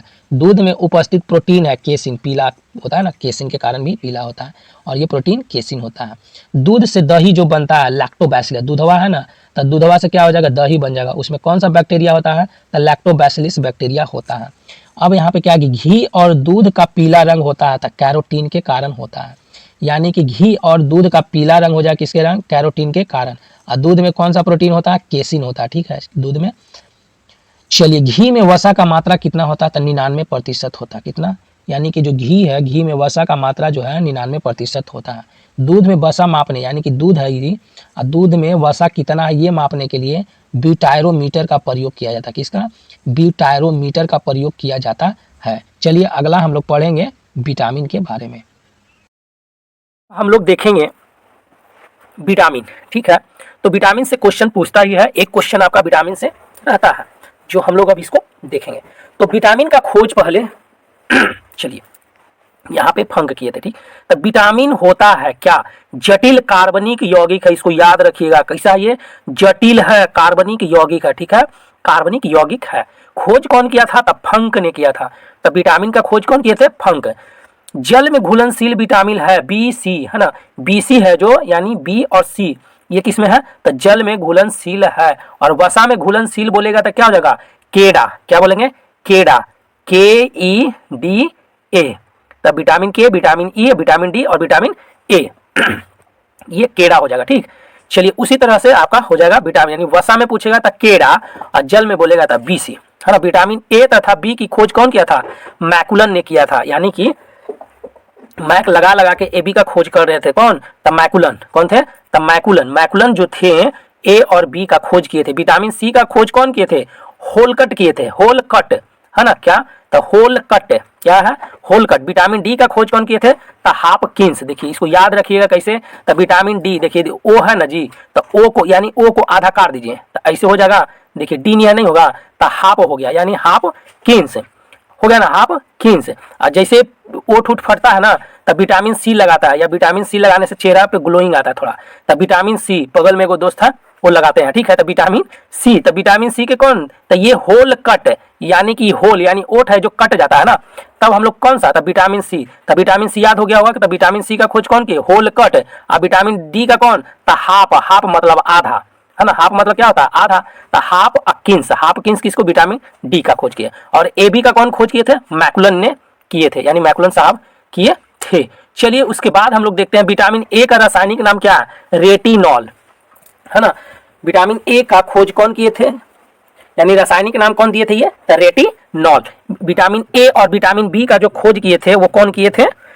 तो मैकुलन थे, मैकुलन। और विटामिन ए और बी, सी का खोज कौन किए थे? तो सी का खोज जो किए थे तो कट, तो क्या नाम था? कट से ना, सी से, यानी हॉलकट। क्या था? हॉलकट। अब विटामिन डी का क्या हो जाएगा? तो आधा था, हापकिंस, ठीक है। अब विटामिन ए का रासायनिक नाम क्या हो जाएगा यहाँ पे? तो रेटिनॉल। क्या करेंगे?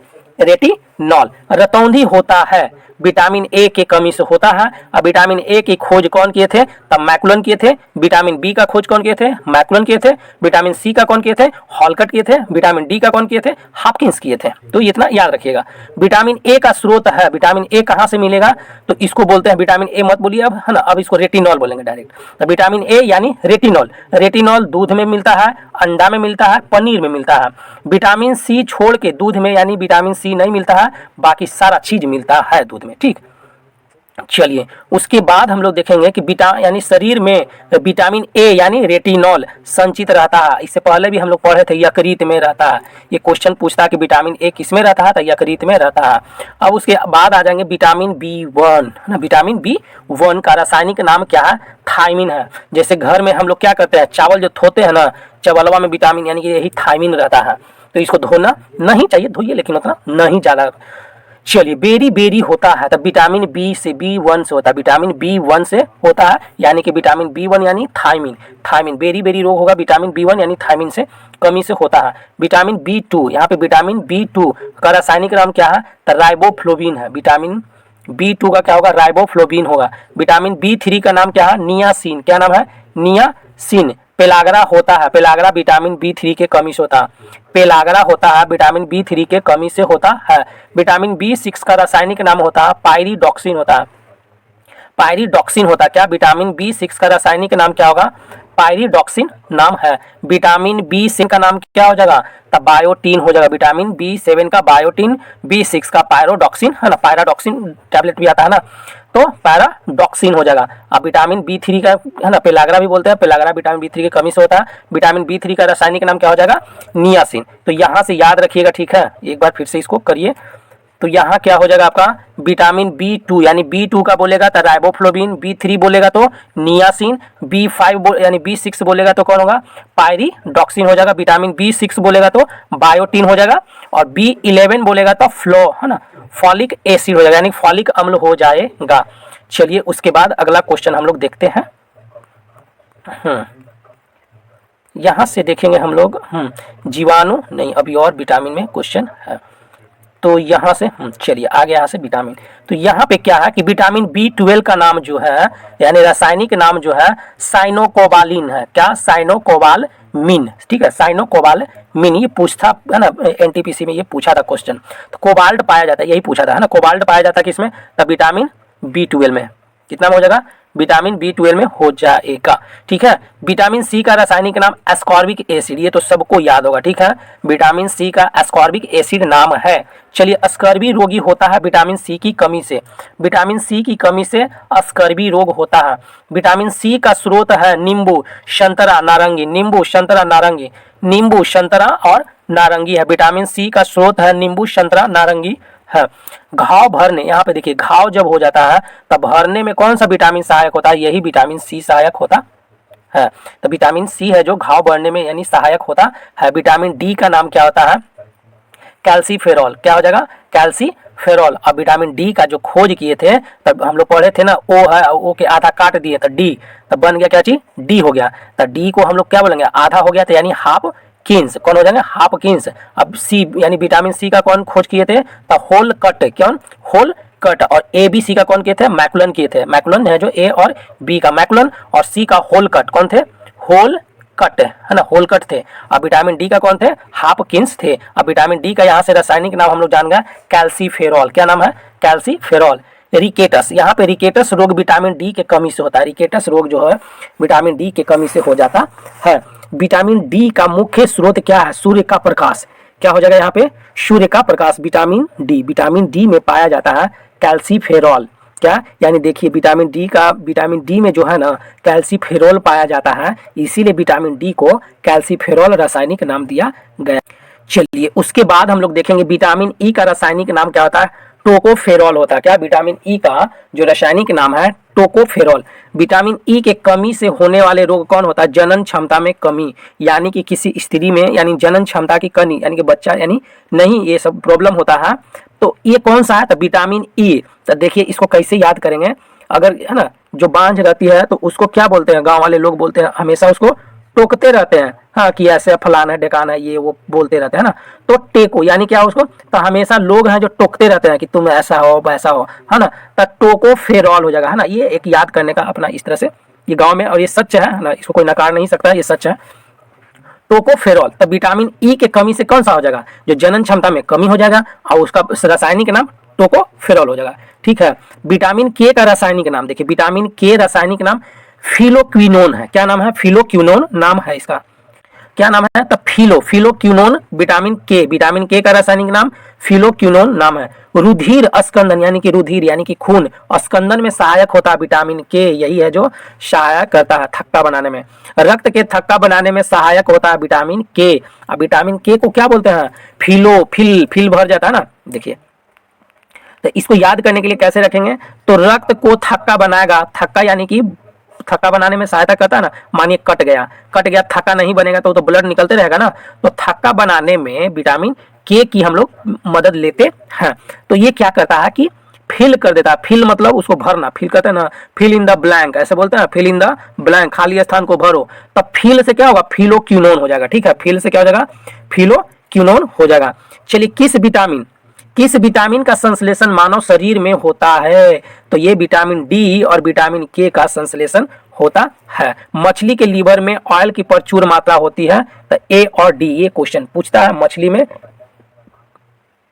ए डी हो जाएगा। क्या, ए और डी, ये दोनों मछली के पेट यानी कि लीवर में ए और डी, किस विटामिन का संश्लेषण मानव शरीर में होता है, तब डी और के हो जाएगा। चलिए अगला पे आते हैं हम लोग। उसके बाद है जीवाणु जनित रोग, जीवाणु से, यहाँ से एक क्वेश्चन बनता ही है, इसको याद रखिएगा। ठीक है, जो भी क्वेश्चन है आप जहाँ से पढ़ते हैं उसको पढ़िए, लेकिन पढ़िए। ठीक है, तो जीवाणु जनित रोग जो है ये जीवाणु से होता आता, हैजा है ना, एक ऐसा हैजा। और डिप्थीरिया होता है, डिप्थीरिया रोग, काली खांसी, टिटेनेस, प्लेग, टाइफाइड, क्षय रोग, तपेदिक या टीबी, कुष्ठ रोग, ये जीवाणु जनित रोग है। किससे है, जीवाणु जनित रोग है। एंटीबायोटिक, ये क्या है, तो एंटीबायोटिक एम्पीसिलन प्राप्त होता है बैक्टीरिया से। किससे प्राप्त होता है, बैक्टीरिया से होता है। तो यहाँ से हम लोग देखेंगे, यानी एंटीबायोटिक एम्पी क्या है, एम्पीसिलियन प्राप्त होता है। किससे, एंटीबायोटिक जो है ना बैक्टीरियो से प्राप्त होता है। एंटीबायोटिक्स नष्ट करते हैं, यानी एंटीबायोटिक्स नष्ट करते हैं कौन, तब बैक्टीरिया से, यानी बैक्टीरिया है ना, बैक्टीरिया को, यानी कि एंटीबायोटिक्स किसको नष्ट कर देता है, तो बैक्टीरिया जो हो जाता है उसको नष्ट कर देता है। एंटीबायोटिक्स का जनन है ना, यानी कि एंटीबायोटिक्स का जो जनक है यानी खोज करता, फादर कौन बोलेंगे, ये द सेलमैन, कौन हो जाएंगे, सेलमैन। तो एंटीबायोटिक्स का जनक कौन होंगे, सेलमैन वॉक्समैन, है ना, सेल करके वॉक करेंगे, वॉक्समैन, सेलमैन वॉक्समैन, ये एंटीबायोटिक्स का जनक है। हैजा और टाइफाइड होता है जल प्रदूषण से होता है, यानी कि जल प्रदूषण से कौन सा हो जाएगा, हैजा धर लेगा, टाइफाइड हो जाएगा। हैजा यानी कॉलरा प्रभावित करता है, ये आंते को खराब कर देता है, किसको, आंत को। हैजा धर लेगा तो आंत को खराब कर देगा, टाइफाइड धरेगा तो आंत को खराब कर देगा। टाइफाइड यानी आंत ज्वर बोलते हैं, का पता लगाने के लिए किया जाता है बिडाल टेस्ट बोलते हैं, यानी कि टाइफाइड अगर धर लिया आपको, यानी आंत ज्वर हो गया तो आपको बिडाल टेस्ट किया जाएगा, जाइएगा तो टेस्ट होगा, तो कौन सा टेस्ट है, तो बी डाल है ना, बी डाल टेस्ट होगा, ठीक है। और किसको प्रभावित करता है, आंत को प्रभावित करता है। टाइफाइड के उपचार के लिए प्रयोग किए जाने वाले औषधि, यानी कि टाइफाइड अगर हो गया है तो कौन सा दवाई खाइएगा, तो क्लोरोमाइसिटिन, क्या नाम है, क्लोरोमाइसिटिन औषधि यानी दवा हो गया, तो क्लोरोमाइसिटिन है ना, इसको तोड़ के पढ़िएगा, क्लोरो और उसके बाद माई और उसके बाद सीटिन, क्लोरोमाइसिटिन टाइफाइड के लिए होता है और ये जल प्रदूषण से होता है। संक्रमित चूहे के काटने से होता है प्लेग, देखिए चूहा के काटने से क्या हो जाएगा, यहाँ पे प्लेग हो जाएगा। प्लेग रोग जो होगा है ना, हिस्ट्री में पढ़ना है, प्लेग जो आया था तो उस टाइम बहुत अंग्रेज लोग क्या किए थे ना, इसका फायदा बहुत सारा उठाए थे लोग, इस तरह से फिर एक युद्ध हुआ था, दो भाई थे वो है ना, उसको मार ही दिए थे।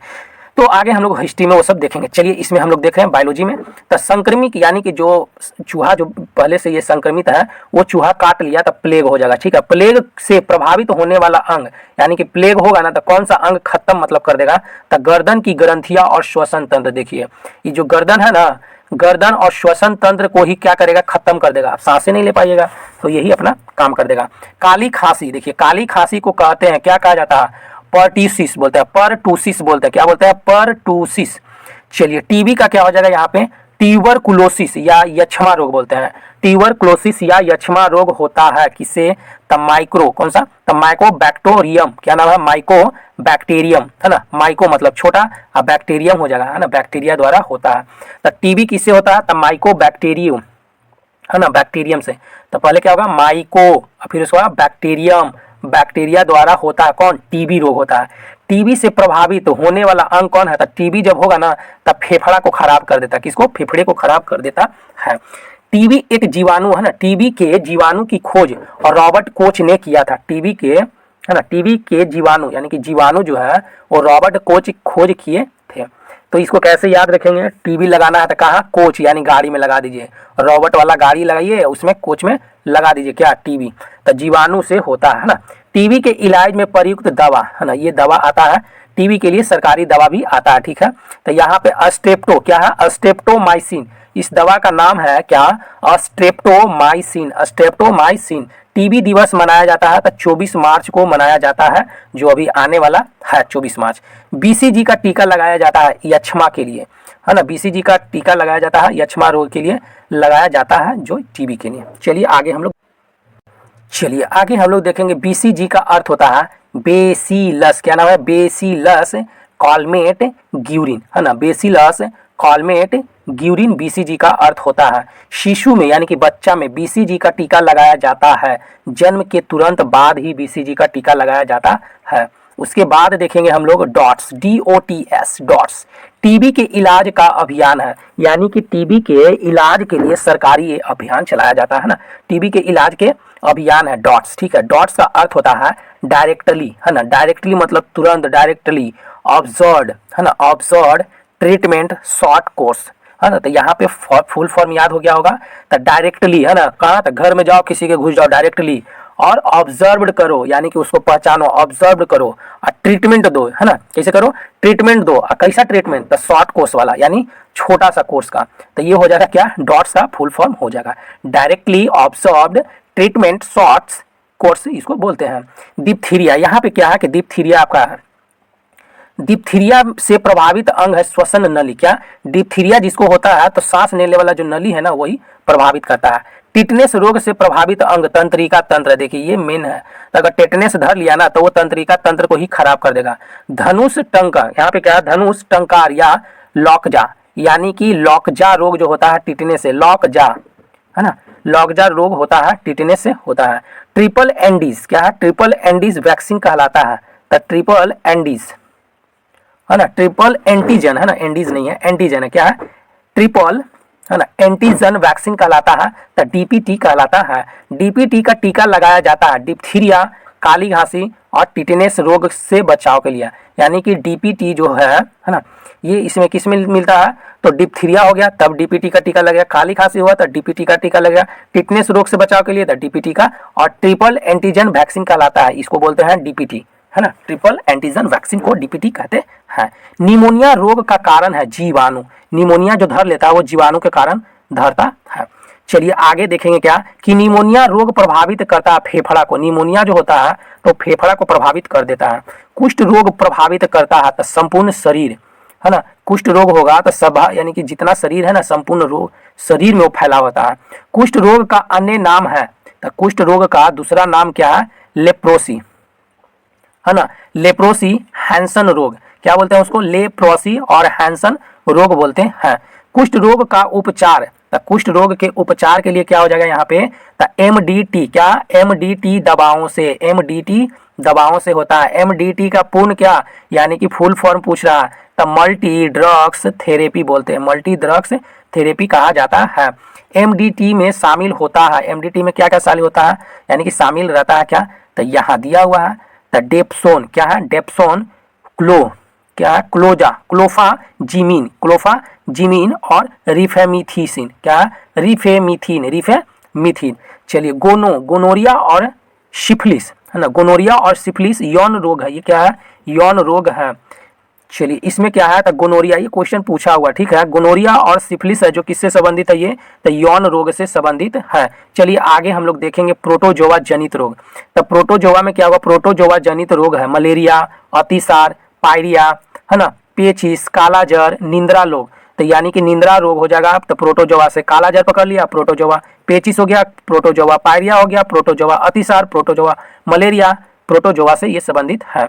मलेरिया रोग होता है प्लाज्मोडियम, मलेरिया रोग होता है प्लाज्मोडियम परजीवी से होता है। प्लाज्मोडियम परजीवी की खोज किसने किया था, सर, है ना, कौन, तो रोनाल्ड रॉस ने किए थे, कौन, सर रोनाल्ड रॉस ने किए थे। मलेरिया का वाहक है, मलेरिया का वाहक है मादा एनाफेलिस मच्छर, तो मलेरिया का वाहक कौन है, तो मलेरिया का जो वाहक है मादा एनाफेलिस मच्छर से होता है। मलेरिया से प्रभावित अंग है, ये पलीहा को ही खत्म कर देता है, तिल्ली यानी प्लीहा को, मलेरिया में पलीहा को ही प्रभावित करता है। मलेरिया शब्द का प्रथम प्रयोग किया था कौन, तो मैकुलाच, कौन किए थे, मैकुलाच है जो मलेरिया का सबसे पहले प्रयोग किए थे। चलिए मलेरिया के उपचार के लिए कौन सा जो औषधि है, तो कुनैन है, कुनैन प्राप्त होता है किससे, तो सिनकोना के छाल से प्राप्त होता है। ORT यानी ओरल रिहाइड्रेशन, है ना, यहाँ पे ओरल का क्या होगा, ORT का, तो ओरल हो जाएगा रिहाइड्रेशन थेरेपी बोलते हैं इसको।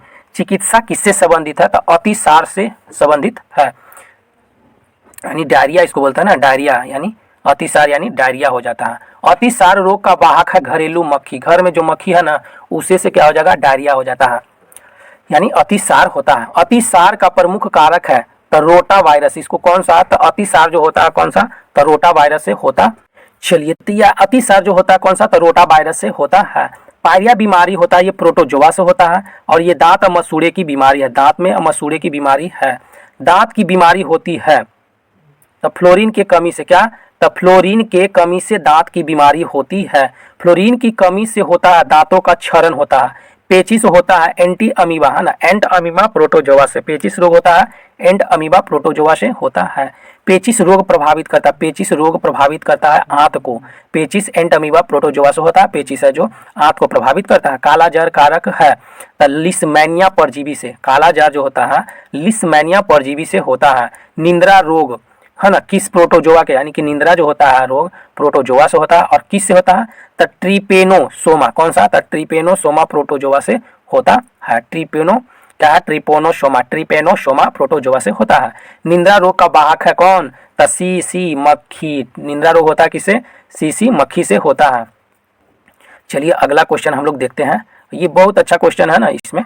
चलिए अब उसके बाद हम लोग देखेंगे क्या, कवक, क्या यहाँ पे कवक यानी फफूंद जनजाति जनित रोग है, कवक है फफूंद है जनित, तो दम्मा हो गया, एथलीट फुट हो गया, खाज हो गया, दाद हो गया, गंजापन आदि रोग होता है किसे, तो कवक से होता है, यानी फंगस से। कवक यानी फंगस के कारण होता है, तो याद रखिएगा दम्मा हो गया, एथलीट हो गया, एथलीट फुट रोग हो गया, खाज हो गया, दाद हो गया, गंजापन कवक फंगस से होता है। चलिए उसके बाद देखेंगे एथलीट फुट का कारक कवक है, डाइको, है ना, ट्राइकोफाइटोन, क्या बोलते हैं, ट्राइकोफाइटोन। तो यहाँ एथलीट फुट का जो कारक कवक है, कौन सा कवक होगा, तो ट्राइकोफाइटोन हो जाएगा, ट्राइकोफाइटोन। गंजापान होता है तो कवक से ही होता है ना, तो ये टीनिया कैप्टिस है ना, टीनिया कैप्टिस कवक से होता है, कौन सा, तो टीनिया कैप्टिस कवक से होता है। एंटीबायोटिक्स का निर्माण होता है कवक से, किससे हो रहा है यहाँ, तो एंटीबायोटिक्स का निर्माण होता है कवक से होता है। एंटीबायोटिक्स शब्द का सर्वप्रथम प्रयोग किया था कौन, तो सेलमैन वॉक्समैन ने, यानी एंटीबायोटिक जो अभी हम लोग पढ़े थे, तो ये क्या होगा, सेलमैन वॉक्समैन ने 1942 में किए थे, जब गांधी जी बोल दिए कि भारत छोड़ो आंदोलन शुरू कर दिए थे, तो ये कौन थे, तो सेलमैन है, जो सेलमैन वॉक्समैन है ना, सेलमैन वॉक्समैन दो जो थे, ये है ना, एंटीबायोटिक शब्द का खोज कर रहे थे उस टाइम, और हम लोग है जो क्या कर रहे थे, अंग्रेज को भगा रहे थे। पहला एंटीबायोटिक्स है कौन, तो पेनिसिलिन है, पहला कौन है, पेनिसिलिन ही है। पेनिसिलिन की खोज अलेक्जेंडर फ्लेमिंग ने किए थे। दर्द निवारक दवाएं कहलाता है एनाल जेसिक बोलते हैं, एनाल जेसिक बोलते हैं, क्या, एनाल जेसिक। दर्द निवारक रोग जो है एनाल जेसिक को बोलते हैं। चलिए उसके बाद हम लोग देखेंगे विषाणु जनित रोग। तो विषाणु जनित रोग कौन कौन सा हो जाएगा, तो ये याद रखिएगा, ये पूछता ही है क्वेश्चन। विषाणु जनित रोग है, एड्स हो जाएगा, डेंगू हो जाएगा, ज्वर यानी डेंगू ज्वर हो जाएगा, पोलियो जो विषाणु से हो जाएगा, इन्फ्लुएजा हो जाएगा, रेबीज हो जाएगा, ट्रोकोमा हो जाएगा, मेनिंजाइटिस हो जाएगा, चेचक होगा, हर्पिस होगा, खसरा होगा, है ना, हेपेटाइटिस हो जाएगा, पीलिया, हेपेटाइटिस या पीलिया, छोटी माता होगा, गलसुआ हो जाएगा। ये किससे होता है, तब विषाणु से होने वाला सब ये है। एड्स का रूप क्या है, पूर्ण रूप क्या होता है, तो एक्वायर्ड इम्यूनो डिफिशियंसी सिंड्रोम इसको बोलते हैं। ठीक है, तो एड्स का प्रभावित करता है, प्रतिरक्षा तंत्र को ही खत्म कर देता है। और ये एड्स रोग यानी एड्स रोग को ही हम लोग HIV विषाणु बोलते हैं ना, यानी एड्स को ही HIV भी बोलते हैं, HIV विषाणु से होता है। HIV विषाणु कहलाता है रेट्रोवायरस, यानी कि HIV जो विषाणु है वो किसको क्या बोलते हैं, रेट्रोवायरस बोलते हैं। HIV का पूर्ण रूप है ह्यूमन इम्यूनो डिफिशियंसी वायरस बोलते हैं। HIV का क्या होगा, ह्यूमन मतलब इंसान, और इम्यूनो डिफिशियंसी वायरस होता है। एड्स की जांच के लिए इलिसा टेस्ट होता है, इलिसा टेस्ट किया जाता है। इलिसा का पूर्ण रूप होता है क्या, एंजाइम लिंक्ड, है ना, इम्यूनो सॉर्बेंट, है ना, इम्यूनो सॉर्बेंट ऐसे बोलते हैं ना। ये इलिसा का टेस्ट का यानी पूर्ण रूप हो जाएगा इलिसा का। विश्व यानी कि विश्व एड्स दिवस का मनाते हैं, तो 1 दिसंबर को मनाया जाता है। पोलियो की टीका के खोज कौन किए थे, तो देखिए पोलियो को टीका के खोज कौन किए थे, जोनास साल्क किए थे, कौन, जोनास साल्क किए थे। पोलियो ड्रॉप्स, यहाँ पे जो पोलियो ड्रॉप्स की खोज कौन किए थे, तो अल्बर्ट साबिन किए थे। देखिए यहाँ पे क्वेश्चन अलग हो जाएगा आपको, ठीक है। तो एड्स का दिवस जो हम लोग जानेंगे कि 1 दिसंबर को होता है। पोलियो के टीका के खोज बोलेगा तो जोनास साल्क, और ड्रॉप यानी पोलियो जो ड्रॉप मिलता है ना, वो कौन खोज किए थे, अल्बर्ट साबिन किए थे। पोलियो से प्रभावित अंग ये तंत्रिका तंत्र को ही खत्म कर देता है, जिससे पूरा बच्चा को ज्यादा डर रहता है। देखिए जोनास सॉल्क यानी सॉल्क टीका संबंधित है पोलियो से, जोनास सॉल्क यानी सॉल्क टीका किसे, तो पोलियो से संबंधित है। सॉल्क टीका के आविष्कार जोनास सॉल्क थे, कौन, तो जोनास यहाँ पे सॉल्क है। विश्व पोलियो दिवस कब मनाते हैं, तो यहाँ पे 24 अक्टूबर को विश्व पोलियो दिवस मनाया जाता है, विश्व पोलियो दिवस। और एड्स दिवस कब, तो 1 दिसंबर को। अब पोलियो दिवस पूछ लेता है तो कब, तो 24 अक्टूबर को मनाते हैं पोलियो दिवस। भारत में प्लस, है ना, प्लस पोलियो जो हम लोग को पोलियो कार्यक्रम शुरू किया गया था कब, तो 1995 से दिया जा रहा। पोलियो है जो पोलियो का दवा 1995 से भारत में दिया जा रहा है, अब तो मुक्त भी कर दिया गया है ना।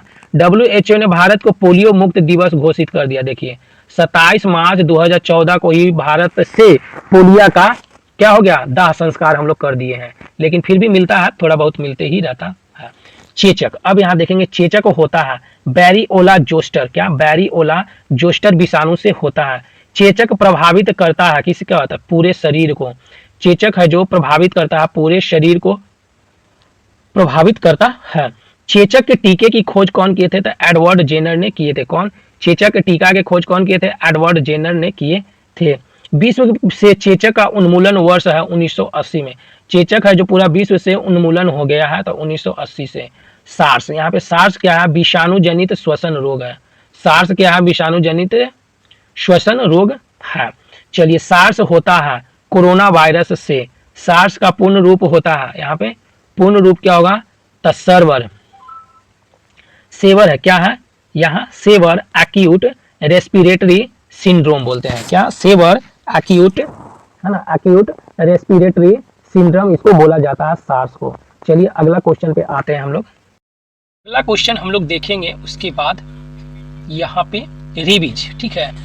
रेबीज प्रभावित करता है, तो देखिए रेबीज जो कुत्ता काटता है ना, तो वो जो काटा है तो किसको प्रभावित करता है, यानी हानि किसको पहुंचाता है, तो तंत्रिका तंत्र को हानि पहुंचाता है।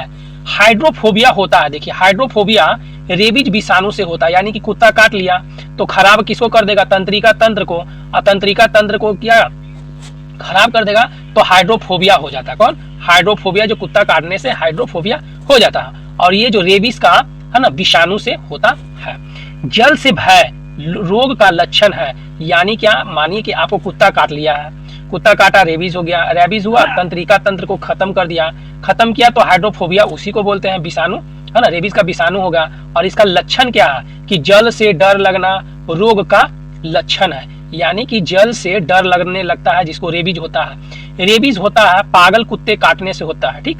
अब है जो जितना कुत्ता आता है ना, सब उसको इंजेक्शन दे दिया जाता है ना, तो डरना नहीं है। रेबीज का टीका लुईस पास्चर खोजे थे, यानी कि कौन किए थे, रेबीज का टीका कौन, तो लुई पास्चर ने किया था। हड्डी तोड़ ज्वर, यानी बोलते हैं हड्डी तोड़ ज्वर, ये जो किसको बोलते हैं, डेंगू को बोलते हैं, यानी डेंगू ज्वर जो होता है, डेंगू बुखार बोलते हैं, ठीक है। पटना में रहते हुए तो बहुत हमेशा हम लोग को होते रहता है, ठीक है, डेंगू बुखार हमेशा ये चलते रहता है। तो इसको क्या बोलते हैं, हड्डी तोड़ ज्वर बोलते हैं, हड्डी तोड़ ज्वर। डेंगू का वाहक है, यानी कौन इसका है, तो वाहक पूछता है एंडीज, है ना, एजिप्टी, क्या है, एजिप्टी मच्छर, एंडीज एजिप्टी मच्छर, डायरेक्ट याद रखिए एंडीज मच्छर होता है जो। डेंगू बुखार में कमी होती है, तब प्लेटलेट्स, है ना, प्लेटलेट्स जो है यही कम कर देता है, प्लेटलेट्स को क्या करता है, कम कर देता है।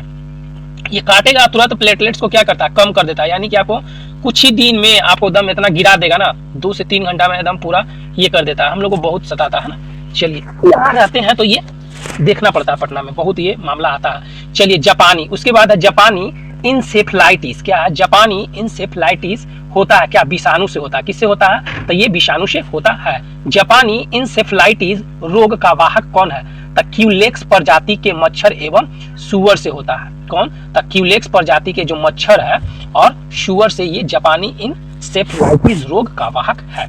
चलिए हम लोग अगला क्वेश्चन देखते हैं, पीला बुखार, है ना, इसको पीला बुखार यानी वायरस जनित बीमारी है, क्या है, वायरस जनित बीमारी है। पीत ज्वर फैलाता है, पीत ज्वर फैलाता है एडिस एजिप्टिस, यानी इजिप्टी मच्छर के द्वारा। पीत ज्वर बोलेगा तो एडिस इजिप्टिस, है ना, इजिप्टी मच्छर से होता है। स्वाइन फ्लू ये भी क्या है, वायरस जनित बीमारी है। पीला बुखार भी वायरस जनित बीमारी है ना, क्या ये वायरस जनित बीमारी है, पीला बुखार भी। और यहाँ स्वाइन फ्लू भी क्या है, वायरस जनित बीमारी है। स्वाइन फ्लू वायरस का नाम क्या है, एन, है ना, H1 और N1 बोलते हैं। तो स्वाइन फ्लू के क्या होगा, H1N1 ये रोग है ना, ये आपका बिहार एसएससी में क्वेश्चन ये पूछता है, ठीक है। चलिए यहाँ पे क्या कि बर्ड फ्लू है, क्या, बर्ड फ्लू जो होता है विषाणु यानी कि वायरस जनित रोग है। बर्ड फ्लू क्या है, तो विषाणु जनित रोग है। चलिए बर्ड फ्लू को, है ना, के वायरस का नाम क्या है, तो बर्ड फ्लू जो होता है, स्वाइन फ्लू ध्यान रखिए, बर्ड फ्लू और स्वाइन फ्लू में अंतर। तो देखिए यहाँ स्वाइन फ्लू है तो क्या H1N1 होगा, अब बर्ड फ्लू यानी कि पंछी वाला जो होगा तो क्या, तो H5 और N1 होगा, ठीक है, H5N1। तब बर्ड है यानी पंछी, तो पंछी के देखते हैं ना पैर, तो पैर तो 2 गो होता है ना, अब पैर 2 गो, पैरवा में नाखून के 1 होता है, तो 3 गो, तो 3 2 के 1 हो गया, 5 गो, ऐसे याद रखिए, है ना, कुछ ट्रिक लगा के याद रखिए। तो ये बर्ड फ्लू होगा तो 5 गो, तो 3 गो नाखून रहता है ना, ये पैर रहेगा, एक इधर एक इधर एक इधर, 3 गो रहता है, एक पीछे रहता है ना, पीछे रहता छोटा सा। मोस्ट ऑफ ये तीनों दिखता है ज्यादा, ठीक है, वो बैलेंस बैठता है, तो बैलेंस बनाने के लिए वो रहता है। तो H5N1 इस तरह से कुछ ट्रिक लगा के याद कर लीजिए, ठीक है, ताकि इसमें कंफ्यूजन ना हो। तो बर्ड फ्लू बोलेगा तो क्या होगा यहाँ पे, तो बर्ड फ्लू बोलेगा तो बर्ड फ्लू में क्या होगा, H5 और N1 रहेगा। वही स्वाइन फ्लू बोलेगा तो H1N1 रहेगा। अब बर्ड फ्लू जो होता है विषाणु जनित रोग है। चलिए हर्पीज रोग से प्रभावित होने वाला अंग कौन है, तो हर्पीज रोग जो हो जाता है तो कौन सा ये प्रभावित करता है, त्वचा को ये क्या करता है, खराबी करना शुरू करता है। पीलिया, जैसे पीलिया जो होता है ना, हेपेटाइटिस से प्रभावित अंग है, यानी कि पीलिया जब हो जाएगा या हेपेटाइटिस होगा तो कौन सा अंग है जो प्रभावित करेगा, तो ये यकृत है जो क्या कर देगा, इसको खत्म कर देता है ना, यकृत को प्रभावित करना शुरू कर देता है। रानीखेत बीमारी है, यानी रानीखेत जो है ये फैलता है कैसे? तब वायरस द्वारा फैलता है। रानीखेत बीमारी होता है तब मुर्गियों में होता है। मुर्गी, समझिए कितना खतरनाक बीमारी है ना। मुर्गी में अगर हो गया तो समझिए कि माने कि एक रूम में माने कम से कम तो 1000 को 2000 मुर्गी रहता है। अब वहां से गया, अब कहाँ जाएगा? ये बेचने वाला के पास में। अब ये यहाँ से खाएगा, ठीक है, माने कि ये मुर्गी फैक्ट्री है, ठीक है, यहाँ से मुर्गी फैक्ट्री है और यहाँ से आया, माने कि यहाँ पे आ गया। अब यहाँ से ले जाएगा एक, मानिए, फिर यहाँ से 2, फिर 3, ये 4, ई ले गया तो इसको 1 किलो 1.5 किलो ले जाएगा। इसमें 5 आदमी मिल के खाएगा, है ना। फिर इसमें भी 5 आदमी मिल के खाएगा। फिर इसमें भी घर से ले जाएगा तो 5 आदमी, माने कि अगर 1000 मुर्गी आया तो इसके पास 1000 चला गया, बिक गया मुर्गी, तो समझिए 5-5 परिवार रहता है, तो समझिए कितना हो गया। यानी तो इस तरह से वायरस है जो पूरा फैल जाता है। तो रानीखेत बीमारी किसमें होता है? तो मुर्गियों में होता है। चलिए, जंतुओं से होने वाला, देखिए foot and mouth. Foot and mouth जो होता है ना, फुट मतलब पैर, है ना, सबको पता है फुट मतलब पैरे होता है, माउथ मतलब मुंह। तो इसमें क्या होता है? फुट में जो होता है ना खूड़, उसको खूड़ जो होता है, खूड़ है जो अपने आप गिर के, यानी गल के गिरने शुरू हो जाता है, ठीक, गल के गिरना शुरू हो जाता है।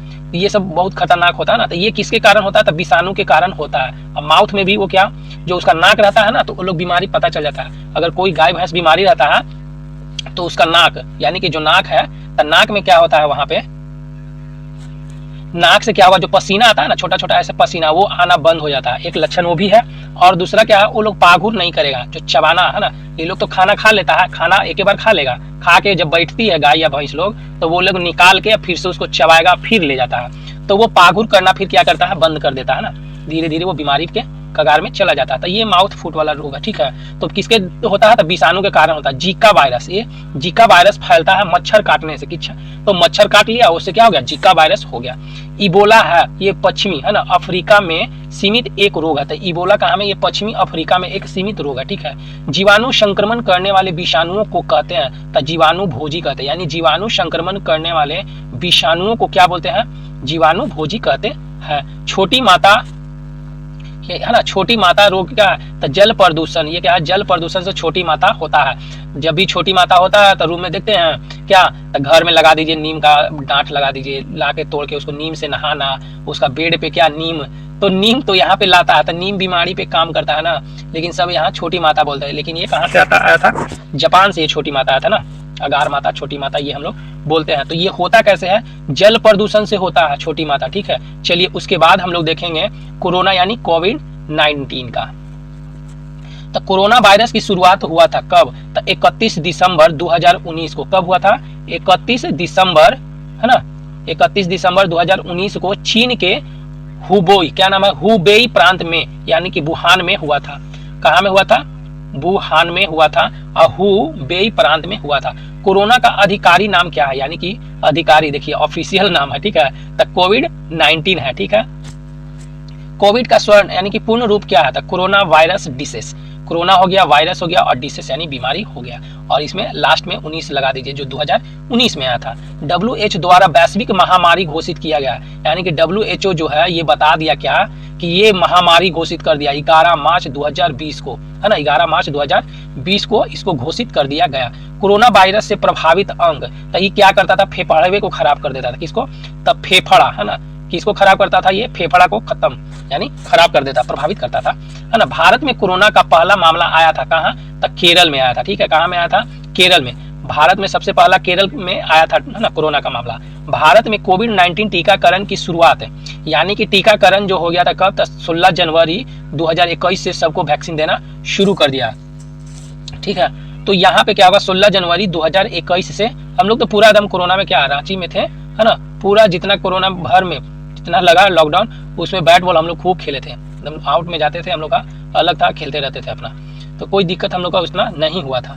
चलिए, 100% कोविड-19 यानी कि 100% कोविड-19 टीकाकरण लक्ष्य प्राप्त करने वाला पहला राज्य कौन है? तो हिमाचल प्रदेश है। कौन? पहाड़ी इलाका है हिमाचल प्रदेश। और 100% यानी कोरोना वायरस यानी कोरोना जो टीकाकरण लगाने का लक्ष्य प्राप्त किया था, जो राज्य है कौन सा? ये पहला राज्य हिमाचल प्रदेश हो जाएगा। कोरोना वायरस के प्रमुख वेरिएंट्स, है ना, वेरिएंट्स है, इसमें ये पूछता क्वेश्चन, ठीक है, तो इसमें हम लोग यहाँ पे लगाएंगे, यानी कोरोना वायरस के प्रमुख वेरिएंट्स क्या है? तो अल्फा हो जाएगा, बीटा हो जाएगा, गामा होगा, डेल्टा होगा, ओमिक्रॉन हो जाएगा, ठीक है। तो हम लोग यही वाला लगा था ना, ओमिक्रॉन ही लगा था। डेल्टा वेरिएंट का पहला प्रमाण मिला कहाँ में? तो ये भारत में पहला डेल्टा वेरिएंट का प्रथम प्रमाण मिला था, यानी कि भारत में ये पहला मिला था। ओमिक्रॉन है ना, यहाँ पे क्या है, ओमिक्रॉन का पहला मामला यानी कहाँ में हुआ था, तो ये दक्षिण अफ्रीका में मिला था। देखिए कितना खतरनाक है, ठीक है। ये तो हुआ था कहाँ, चाइना में हुआ, फैला कहाँ, भारत आ गया, भारत तो चलिए कि नजदीक में है, अफ्रीका भी चला गया, ठीक है। ये पूरा वर्ल्ड में पूरा प्रभावित किया था। चलिए यहाँ से हम लोग देख लिया, अगला क्वेश्चन हम लोग देखते हैं। तो ये एक क्वेश्चन यहाँ से आ जाएगा है ना, ठीक है। इसमें से तो डेल्टा वाला जो पहला मामला आया था कहाँ, भारत में, और ओमिक्रॉन का मामला जो पहला आया था दक्षिण अफ्रीका में आया था। चलिए अगला क्वेश्चन पे, चलिए अगला क्वेश्चन में आते हैं हम लोग। क्या, कृमि जनित रोग है, प्रमुख कृमि जनित रोग है, फाइलेरिया है, टीनिएसिस है, एस्केरिएसिस है ना, फाइलेरिया है, टीनिएसिस है, एस्केरिएसिस है ना, एस्केरिएसिस है, ठीक है। इस तरह से इसको हिज्जे करके पढ़िएगा, यानी तोड़ के पढ़िएगा, याद होगा, ठीक। चलिए फाइलेरिया रोग होता है तब बहुचेरिया कृमि से होता है, यानी बहुचेरिया, फाइलेरिया है ना, गांव में क्या बोलता है ना, थोड़ा झगड़ा उड़ा हुआ, फाइलेरिया धर तो ही है फलाना है ना, तो फाइलेरिया कौन सा रोग हो जाएगा, तब बहुचेरिया कृमि से होता है। फाइलेरिया कृमि का संचारण होता है, तो ये कैसे संचारण होता है, देखिए मादा क्यूलेक्स मच्छर के द्वारा होता है, यानी कि मादा जो क्यूलेक्स मच्छर है वो काट लिया, माने कि यहाँ पे है छोटका, यहाँ पे भी है एक छोटका, तो ये छोटका को यही मच्छर काटा, माने कि इसका नाम सोहन था, ये मच्छरवा के नाम सोहन, ये सोहन है जो इसको काट लिया छोटका के, ये फिर यहाँ के सोना है जो इसको काट लिया, फिर यहाँ छोटका है तो एक और के काट लिया, तो इस तरह से ये क्या होता है, बढ़ते चला जाता है। तो ये कौन सा, मादा क्यूलेक्स मच्छर द्वारा फाइलेरिया कृमि संचारण होता है, यानी एक जगह से दूसरी जगह। हाथी पांव रोग, ये फाइलेरिया होता है, देखते हैं ना, पांव है जो फूल जाता है, पांव है जो क्या होता है, फूल जाता है, तो हाथी पांव बोलते हैं उसको, हाथी पांव रोग फाइलेरिया होता है। टीनिएसिस रोग होता है, टीनिया सोलियम परजीवी से होता है, यानी कि टीनिएसिस रोग जो होता है वो कैसे होता है, तो टीनिया सोलियम परजीवी से होता है। चलिए एस, उसके बाद है एस्केरिएसिस रोग का कारण क्या है, तो एस्केरिस है ना, लुम्ब्रिकाइडिस, लुम्ब्रिकाइडिस नामक टीमटोन है, क्या, नीमटोड, क्या नाम है इसका, नीमटोड, यानी एस्केरिस है ना, एस्केरिएसिस रोग जो होता है, एस्केरिस लुब्रिकाइडिस है ना, लुब्रिकाइडिस नामक नीमोटोड से होता है, यानी नीमटोड। चलिए उसके बाद हम लोग आते हैं क्या, वंशागत, ये आनुवांशिक रोग होता है, जो इसमें क्या होता है, वंशागत मतलब जैसे कि मानिए कि है ना, सबको तो पता ही होगा। चलिए इसमें देखते हैं क्या, यानी अनुवांशिकी रोग जो होता है, जैसे अंधापन, यानी कि वर्णदता, हीमोफीलिया, थैलीसीमिया, विल्सन रोग, हम लोग दो ही को जानते हैं, एक कौन सा होता है, तब वर्णदता, यानी कि जो देखते हैं कि अगर पिताजी का चश्मा लगा है यानी तो उसका बेटा को भी क्या होगा, वर्णदता ये होता है, और इसका बाहा कौन होता है, मदर होती है, यानी कि लेडीज होती है। हीमोफीलिया, इसमें क्या होता है कि रक्त का थक्का ही नहीं जमता है हीमोफीलिया में, ठीक। तो ये क्या होता है, अनुवांशिकी रोग है, यानी कि अगर पिता का है तो बेटा का भी होगा, फिर इसका बेटा है तो इसका भी बेटा का होगा, ऐसे ये चलते रहेगा। और एक और है थैलेसीमिया, ये भी क्या है, अनुवांशिकी रोग है। तो यहाँ से हम लोग चार को याद करेंगे, तो एक है वर्णदता, अनुवांशिक रोग में आता है, हीमोफीलिया अनुवांशिक रोग में आता है, और थैलेसीमिया ये भी अनुवांशिक रोग में आता है। एक और है विल्सन, विल्सन भी क्या है, अनुवांशिकी रोग में ही आता है।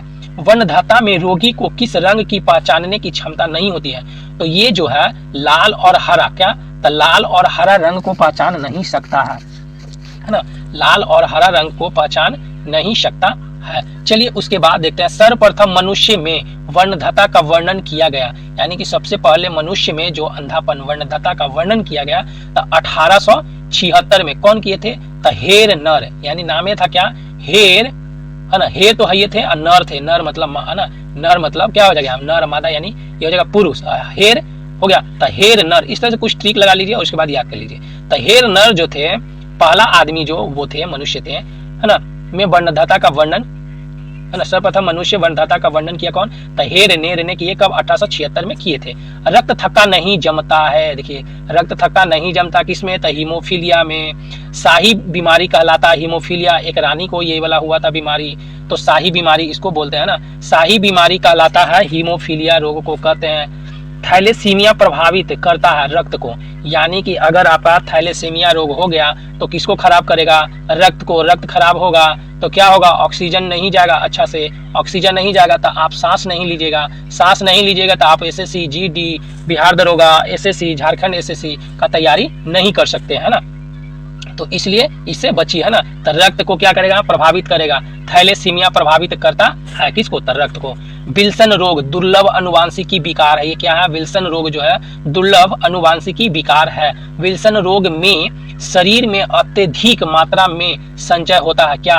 तो विल्सन रोग जब होगा तो सबसे ज्यादा क्या हो जाएगा? इसमें कॉपर की मात्रा बढ़ती है ना, संचय मात्रा कॉपर की। चलिए अब उसके बाद देखते हैं हम आंखों से संबंधित रोग, है ना, आंख से संबंधित रोग देखेंगे। आंखों से संबंधित प्रमुख रोग वर्णदता होता है, अभी हम लोग पढ़े हैं, जो अनुवांशिकी रोग होता है। निकट दृष्ट दोष यानी कि निकट दृष्ट दोष, दूर दृष्ट दोष हो जाएगा, जरा दृष्ट दोष हो जाएगा, अबिंदुकता हो जाएगा, ट्रोकोमा हो जाएगा, यानी ट्रैकोमा बोलते हैं, और ग्लूकोमा हो जाएगा। यानी एक हो गया हम लोग का वर्णदता, दूसरा हो गया निकट यानी नजदीक दृष्ट दोष, और फिर हो जाएगा दूर दृष्ट दोष, उसके बाद जरा दृष्ट दोष, है ना, कौन सा? जरा दृष्ट दोष, और एक हो जाएगा अबिंदुकता, और ट्रैकोमा होगा, ग्लूकोमा होगा। ये क्वेश्चन पूछता है ना, किससे पूछता है? तो अबिंदुकता से पूछता है, ठीक, और जरा दृष्ट से, ठीक है। बाकी ये को तो छोड़ ही दिया, एक ट्रैकोमा का कभी कभी आपका मिल जाता है। चलिए तो आगे हम लोग देखते हैं। आंखों का उपचार करने वाला कहलाता है, तो आंख के उपचार करने वाला कहलाता, क्या बोलते हैं उसको? तो ऑप्थाल्मोलॉजी बोलते हैं। क्या बोलते हैं इसको? ऑप्थाल्मोलॉजी, है ना, ऑप्थाल्मोलॉजी क्या हो जाएगा? ऑप्थाल, है ना, ऑप्थाल्मोलॉजिस्ट बोलते हैं, ठीक है, आगे एसटी लगा दिया ना, लॉजिस्ट हो जाएगा, तो ऑप्थाल्मोलॉजिस्ट हो जाएगा, ठीक है। इसको हिजी करके तोड़ के पढ़िएगा, ठीक है। ट्रेकोमा, यहाँ पे क्या होगा? तो आंख का बीमारी है ट्रेकोमा, और ग्लूकोमा बीमारी है किसकी? तो ये आंख की बीमारी है। निकट दृष्टि दोष यानी कि मायोपिया में, है ना, ये क्या होगा इसमें कि निकट की वस्तु साफ, है ना, निकट की वस्तु साफ दिखाई देती है परंतु दूर की नहीं। तो निकट दृष्टि दोष हो गया, मतलब का कि नजदीक वाला तो दिखाई दे ही रहा है उसको, लेकिन दूर वाला दिखाई नहीं दे रहा है। तो समझ गए? तो निकट दृष्टि दोष में क्या होगा कि उसको मायोपिया बोलते हैं। और यहाँ ध्यान रखिए, ये क्वेश्चन यहाँ से पूछता ही है, तो निकट दृष्टि दोष मायोपिया बोलते हैं, और ये इसमें निकट के वस्तु दिखाई पड़ता है लेकिन दूर का वस्तु दिखाई नहीं पड़ता है। तो इसमें अब तो यहाँ हम लोग पढ़ लिए। अब इसमें क्या होगा कि निकट दृष्टि दोष के उपचार करने के लिए प्रयोग किया जाता है। तो कौन सा लेंस लगाइए? था अवतल लेंस लगाइए। कौन सा? तो अवतल लेंस हो गया। चलिए दूर दृष्टि, यहाँ पे क्या है? दूर दृष्टि यानी हाइपर मायोपिया बोलते हैं। दूर में होगा तो हाइपर, ठीक है, दूर में होगा तो हाइपर, और निकट दृष्टि दोष में तो हाइप, है ना, क्या होगा? मायोपिया बोलते हैं। और निकट दृष्टि दोष में क्या चाहिए? देखिए निकट, तो निकट, निकट होगा ना, तो नजदीक, तो नजदीक में क्या? तो अवतल लेंस। कौन सा लेंस? अवतल, है ना, अवतल, यहाँ पे अवतल लेंस हो जाएगा, ठीक है। तो इस तरह से हिज्जे करके पढ़िए, ठीक है। चलिए आगे देखते हैं। तो दूर दृष्टि दोष यानी हाइपर मायोपिया बोलते हैं, और इसमें क्या होगा? तो दूर की वस्तु साफ दिखाई देती है परंतु निकट की नहीं। तो बस उल्टा है ना, जो दिया है उसका उल्टा है, ठीक है। चलिए दूर दृष्टि दोष के उपचार के लिए कौन सा लेंस लगाएंगे? तो उत्तर के लिए यानी उत्तल हो जाए, कौन सा? उत्तल लेंस हम लोग लगाएंगे। चलिए उसके बाद है खड़ी, खड़ी एवं आड़ी लाइनें, खड़ी एवं आड़ी लाइनें में अंतर नहीं कर पाता है तो अबिंदुकता रोग होता है। यानी खड़ी और आड़ी लाइनों में अंतर नहीं कर पाता है तो उसको बोलते हैं क्या? अबिंदुकता रोग हो गया है। चलिए उसके बाद है अबिंदुकता यानी एस्टिग्मेटिस, क्या बोलते हैं? एस्टिग्मेटिस के उपचार के लिए प्रयोग किया जाता है। ये कौन सा लेंस होता है? तो बेलनाकार, ये ध्यान में रखिएगा, है ना। तो अबिंदुकता के लिए कौन सा लेंस लगेगा? तो बेलनाकार। अब बोलेगा दूर दृष्टि में कौन सा? तो दूर दृष्टि में कौन सा हो जाएगा? चलिए तो इसमें दूर दृष्टि बोलेगा तो क्या हो जाएगा? तो दूर दृष्टि के लिए हम लोग अभी पढ़े थे ना, देखिए यहाँ पे, तो दूर के लिए कौन हो जाएगा? तो उत्तल, और निकट के लिए कौन हो जाएगा? अवतल, ठीक है।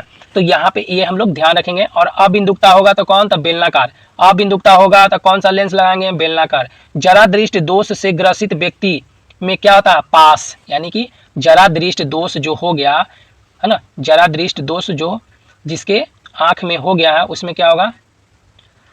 चलिए इसको हम लोग देखते हैं अगला क्या दिया है ना।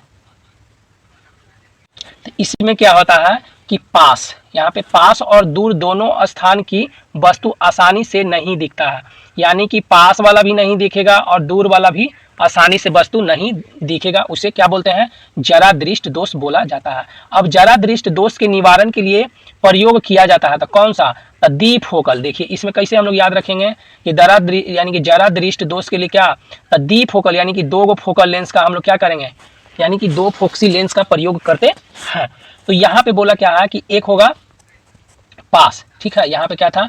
पास। तो एक हो गया पास और एक हो गया दूर, तो पास और दोनों को यानी पास और दूर को मिलाएंगे तो क्या हो जाएगा, दो, एक पास और एक दूर, तो दो, एक ही आदमी है लेकिन पास और दूर का देखने में मैं सोच कठिनाई हो रहा है। तो यहाँ पे एक हो गया, दो हो गया, तो इसलिए इसको याद रखिए, दो फोस्की यानी कि डी फोक्सी लेंस का प्रयोग करते हैं। बाकी अपना ट्रिक लगा लीजिएगा, है ना, ऐसे। चलिए, तो उसके बाद हम लोग देखेंगे वर्णधाता। यहाँ पे वर्णधाता रोग से ग्रसित व्यक्ति अंतर नहीं कर पाते हैं, तो हरा और लाल रंग को वर्णधाता जिसको होता है, तो हरियर और लाल रंग उसको अंतर ही नहीं कर पाएगा। ग्लूकोमा में आंख की प्रकाशित तंत्रिका ग्रसित हो जाती है, यानी कि ग्लूकोमा जो हो गया, मानी कि एक लड़का या कोई भी लड़की, उसको ग्लूकोमा हो गया, तो ये आंख की प्रकाशित तंत्रिका ग्रसित हो जाती है, यानी ग्रसित। बाद हम लोग कैंसर देखेंगे, कैंसर रोग इसको बोलते हैं ना, तो कैंसर का अध्ययन कहलाता है, क्या कहते हैं उसको, ऑन्कोलॉजी बोलते हैं। क्या, ऑन्कोलॉजी बोलते हैं। कैंसर की जांच की विधि है, तब बायोप्सी टेस्ट बोलते हैं। क्या, बायोप्सी टेस्ट बोलते हैं। कैंसर उत्पन्न करने वाला रासायनिक कहलाता है, तो कार्सिनोजेन, यानी कि कैंसर उत्पन्न करने वाला रसायन कहलाता है। कौन सा रसायन है, तो कार्सिनोजेन। सबसे ज्यादा, है ना, ये स्त्री में ये ज्यादा होता है, जो ब्रेस्ट कैंसर बोलते हैं ना। अभी WHO का रिपोर्ट कुछ दिन पहले आया था, ठीक है। चलिए, तो यहाँ पे बोला आगा क्या है कि कीमोथेरेपी की जाती है कैंसर के उपचार के लिए। कोबाल्ट 60 यानी कि कोबाल्ट 60 का उपयुक्त यानी कि प्रयुक्त होता है कैंसर के इलाज के लिए, यानी कि कैंसर के उपचार के लिए कीमोथेरेपी किया जाता है। कोबाल्ट 60 का प्रयुक्त कैंसर इलाज के लिए किया जाता है। कोबाल्ट 60 उत्सर्जित करता है गामा किरण। कौन करता है, तो गामा किरण है जो निकालता है, जो गामा किरण है ना, कोबाल्ट 16 को क्या करता है, उत्सर्जित करता है। कैंसर की प्रसिद्ध दवा टैक्सोल बोलते हैं, इसको क्या बोलते हैं, टैक्सोल। किस वृक्ष से प्राप्त होता है, तो ये यू, नाम क्या है इसका, यू, यानी YEW, यू ये है। चलिए आगे हम लोग देखेंगे। ल्यूकेमिया, इसमें क्या है, ल्यूकेमिया है श्वेत रक्त कोशिकाओं का कैंसर।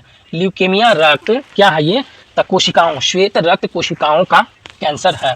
ब्लड का यानी ब्लड का कैंसर, यानी ब्लड कैंसर कहलाता है। ल्यूकेमिया को ही हम लोग क्या बोलते हैं, ब्लड कैंसर है। क्या, ल्यूकेमिया को ही क्या बोलते हैं, ब्लड कैंसर बोलते हैं। फास्फोरस 32 का प्रयोग किया जाता है ल्यूकेमिया के उपचार में, यानी यहाँ क्या हो गया कि फास्फोरस, है ना, 32 का प्रयोग क्यों करेंगे, तो ल्यूकेमिया जब होगा तो वो हम लोग करते हैं। तो ब्लड कैंसर कहलाता है क्या, ल्यूकेमिया। ये पूछता है ब्लड कैंसर क्या है, तो ल्यूकेमिया वहाँ पे रहेगा ऑप्शन है। यही सब क्वेश्चन अभी पूछता है बिहार दरोगा में, ये था क्वेश्चन इस टाइप से ही। चलिए, तो आगे क्या होगा, फास्फोरस 32 का प्रयोग क्या, तो ल्यूकेमिया के उपचार के लिए। ल्यूकेमिया को हम लोग क्या बोलेंगे, ब्लड कैंसर बोलते हैं, ठीक। त्वचा का कैंसर यानी स्किन कैंसर जो होगा, तो कार्सिनोमस बोलते हैं, यानी त्वचा का जो कैंसर होगा उसको हम लोग बोलते हैं क्या, कार्सिनोमस, कार्सिनोमस। आंख के कैंसर को बोलते हैं रेटिना ब्लास्टोमा, यानी आंख का कैंसर जो होगा उसको बोलेंगे रेटिना ब्लास्टोमा बोलते हैं। हड्डी के कैंसर, बोन, है ना, हड्डी का कैंसर उसको बोलते हैं रेडियोधर्मी पदार्थ, यानी रेडियम और प्लूटोनियम से हुआ, है ना। ये क्या होता है, हड्डियों का कैंसर होता है तो रेडियोधर्मी पदार्थ यानी रेडियम और प्लूटोनियम से होता है। चलिए, उसके बाद कैंसर प्रभावित कोशिका कहलाता है ट्यूमर, यानी कि कैंसर प्रभावित कोशिका कहलाता है ट्यूमर कहलाता है। मस्तिष्क का कैंसर कहलाता है, यानी कि दिमाग का कैंसर कहलाता है ब्रेन ट्यूमर बोलते हैं उसको। क्या, ब्रेन ट्यूमर। ट्यूमर के पहचान हेतु कौन सा रेडियोधर्मी समस्थानी प्रयुक्त होता है, तो ये आर्सेनिक 74, कौन सा, आर्सेनिक 74, आर्सेनिक 74 होता है। अन्य रोग, यहाँ पे दूसरा रोग कौन सा हो जाएगा, यानी कि ग्लाइटर, यानी कि ग्वाइटर, यानी घेंघा या गंडमाल, माला रोग बोलते हैं, जिसको ग्वाइटर बोला जाता है या घेंघा बोला जाता है। आयोडीन की कमी के कारण होता है, किसके कमी होते हैं, आयोडीन के कमी के कारण होता है। मिनी माता रोग, यहाँ पे क्या है कि मिनी माता रोग शरीर में किस धातु के, है ना, यानी कौन सा धातु के अधिकता विषाक्तता के कारण होता है, तो ये पारा। मिनी माता रोग जो होता है, तो कौन सा शरीर में ये धातु मतलब ज्यादा हो जाता है, तो ये पारा है जो ज्यादा हो जाता है, इसलिए होता है।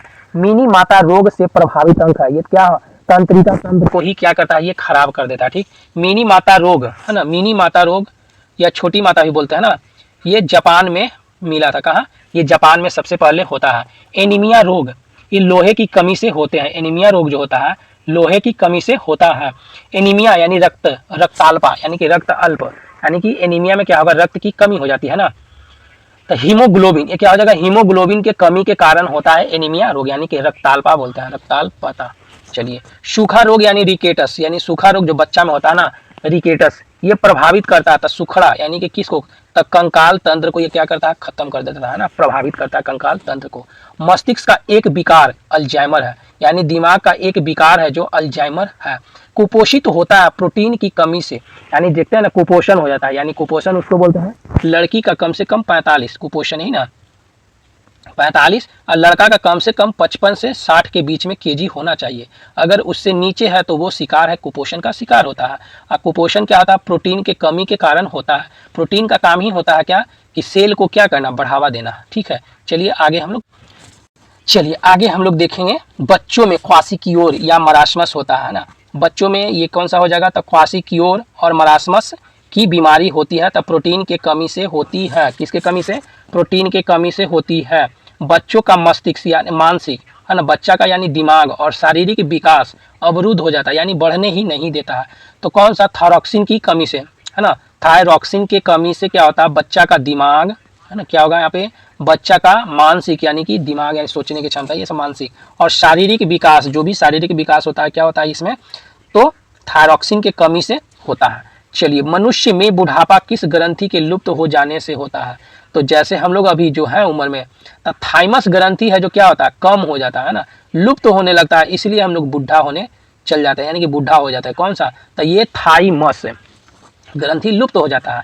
मेनिनजाइटिस रोग से प्रभावित अंग है, तो मेनिनजाइटिस रोग से जो प्रभावित अंग है वो दिमाग यानी कि मस्तिष्क होता है। सिलिकोसिस क्या है, सिलिकोसिस रोग संबंधित है फेफड़ा से। सिलिकोसिस रोग किससे संबंधित है, ये तो फेफड़ा से संबंधित है। इटाई जल में किसकी अधिकता के कारण रोग होता है, तो कैडमियम की, यानी इटाई रोग जो होता है तो कैडमियम धातु क्या होता है, ज्यादा हो जाता है। क्या, अब मिनी माता हम लोग पढ़े थे ना, मिनी माता हम लोग देख, यहाँ पे क्या होगा, तो मिनी माता जो हो रहा था किससे, तो पारा से हो रहा था। ठीक, किससे, पारा से। और इटाई जल में किसकी, यानी इटाई यानी इटाई कटाई बोलते हैं, इटाई बोलते हैं, कटाई यहाँ दिया, इटाई बोलते हैं ना। जल में किसकी अधिकता के कारण रोग होता है, तो कैडमियम से होता है, मिनी माता में पारा। चलिए, ब्लू बेबी सिंड्रोम नामक बीमारी होती है किसमें, तो पेय जल में नाइट्रेट की अधिकता के कारण, यानी कि जो पीने वाला जल है उसमें नाइट्रेट के अधिकता के कारण होता है। कौन, तो ब्लू बेबी सिंड्रोम नामक बीमारी। चलिए, ग्लूकोज, यूरिया, कोलेस्ट्रॉल आदि का पता लगाने के लिए प्रयोग किया जाता है, तो ऑटो एनालाइजर का, यानी कि ऑटो एनालाइजर से। किसका, फिर से पढ़ते हैं, ग्लूकोज, यूरिया, कोलेस्ट्रॉल आदि का पता लगाना है तो क्या करेंगे हम लोग, तो ऑटो एनालाइजर का प्रयोग करते हैं। चलिए, मृत शरीर की जांच में, यानी कि मरा हुआ शरीर के जांच या पोस्टमार्टम कहलाता है, ऑटोप्सी बोलते हैं। यानी कि हम लोग क्या बोलते हैं, हम लोग तो ऐसे बोलते हैं ना, कहाँ गया है तो पोस्टमार्टम के लिए गया, लेकिन वो जांच होता है उसको क्या बोलते हैं, ऑटोप्सी बोलते हैं ना, क्या, ऑटोप्सी। ठीक है, ऑटोप्सी बोलते हैं। पॉलिश युक्त चावल के सेवन, जो आज हम लोग को जितना भी सरकार खिला रहा है ना, WHO भी तो इसमें है ना, क्या है यहाँ पे, कि पॉलिश युक्त चावल के सेवन से किस रोग की होने की संभावना होती है, तो बेरी रोग होता है। यानी कि जो पॉलिश किया हुआ चावल हम लोग खा रहे हैं, थायमिन है ना, थायमिन पाया जाता है, तो ये कमी हो जाता है, तो बेरी रोग होता है। हृदय की धड़कन किस तत्व के द्वारा नियंत्रण की जाती है, तब पोटेशियम के द्वारा। हृदय की धड़कन किसके द्वारा नियंत्रित की जाती है, तब पोटेशियम के द्वारा। पोटेशियम अल्पता, यानी पोटेशियम की कमी होगा, है ना, अल्पता मतलब कम, तो निम्न रक्तचाप हो जाएगा। पोटेशियम जैसे ही कमी होगा तो निम्न ब्लड प्रेशर यानी रक्तचाप हो जाएगा। कोयला खनन उद्योग में कार्यरत, यानी कि कोयला खनन में जो लोग काम करते हैं किस रोग से ग्रसित होते हैं, तब फुफ्फुस, क्या है, फुफ्फुस धूली, है ना, धूली मयता से क्या होता है, फुफ्फु है ना, फुफ्फुस धूलियामता, है ना, धूलियामता से होता है। ये नया नाम है ना, याद रखिएगा। चलिए, इसमें क्या हो जाएगा, तो कोयला के खनन से। एनोमेसिया, क्या नाम है इसका, एनो है ना, इसमें एनोसीमिया रोग किससे संबंधित है, ये किससे है, तो सूंघने की शक्ति कमी हो जाता है। इसमें क्या होगा ना, कि जैसे आपको सूंघने की शक्ति कम होगा तो इसमें क्या हो जाएगा, आपका घर में थोड़ा सा भी कुछ अगर लगेगा तो क्या हो जाता है, पूरा दम लगेगा कि आपको बकवास नहीं, दम महकेगा पूरा खराब। तो ये क्या, ज़्यादा लेडीज़ लोग में बहुत है ना, बोलते रहती है ना, ये नहीं हुआ, ऐसे नहीं हुआ, बहुत महक रहा है, ऐसे ऐसे बोलते रहते हैं। तो एनोसीमिया रोग होता है, कौन सा, तो एनोसीमिया रोग होता है। तो इसमें क्या होता है, सूंघने की शक्ति कमी हो जाती है। एपिडर्मिक रोग संबंधित है त्वचा से, ये तो सब पता होगा ना, एपिडर्मिक रोग किससे, त्वचा से है। तो ब्राइट्स रोग प्रभावित करता है, ब्राइट्स रोग, तो गुर्दा को, यानी कि गुर्दा को ही ब्राइट्स रोग प्रभावित करता है। स्पार्डी क्या है, स्पार्डिलाइटिस, स्पांडिलाइटिस प्रभावित करता है मेरुदंड को। ये सब नया क्वेश्चन है, ठीक है। स्पांडी क्या नाम है, स्पांडिलाइटिस प्रभावित करता है मेरुदंड को प्रभावित करता है। एमआरआई प्रयुक्त होता है संपूर्ण शरीर में असामान्य विकृतियां का पता लगाने में, यानी कि पूरा बॉडी में जो कोई विकृति निकल गया है, मानिए यहाँ पे सेल है, ये निकल गया, तो ये निकला है, तो इसको पता लगाने के लिए एमआरआई करिए। एमएमआर का टीका लगाया जाता है, एमएमआर का टीका लगाया जाता है किसमें, तो खसरा हो जाएगा, गलसुआ होगा और रूबेला की बीमारी होती है। ईसीजी यानी ईसीजी क्या है, मैग्नेटिक है ना, रेसोनेंस इमेजिंग होता है। ईईजी जो होता है मैग्नेटिक रेसोनेंस इमेजिंग होता है। बीएमडी परीक्षण किसकी पहचान के लिए किया जाता है, तो अस्थिर है ना, अस्थिरंधता, अस्थिरंधता, ये क्या हो जाएगा यहाँ पे इंग्लिश में दिया हुआ देखिए, तो ऑस्टियोपोरोसिस क्या नाम है इसको, ऑस्टियोपोरोसिस बोलते हैं।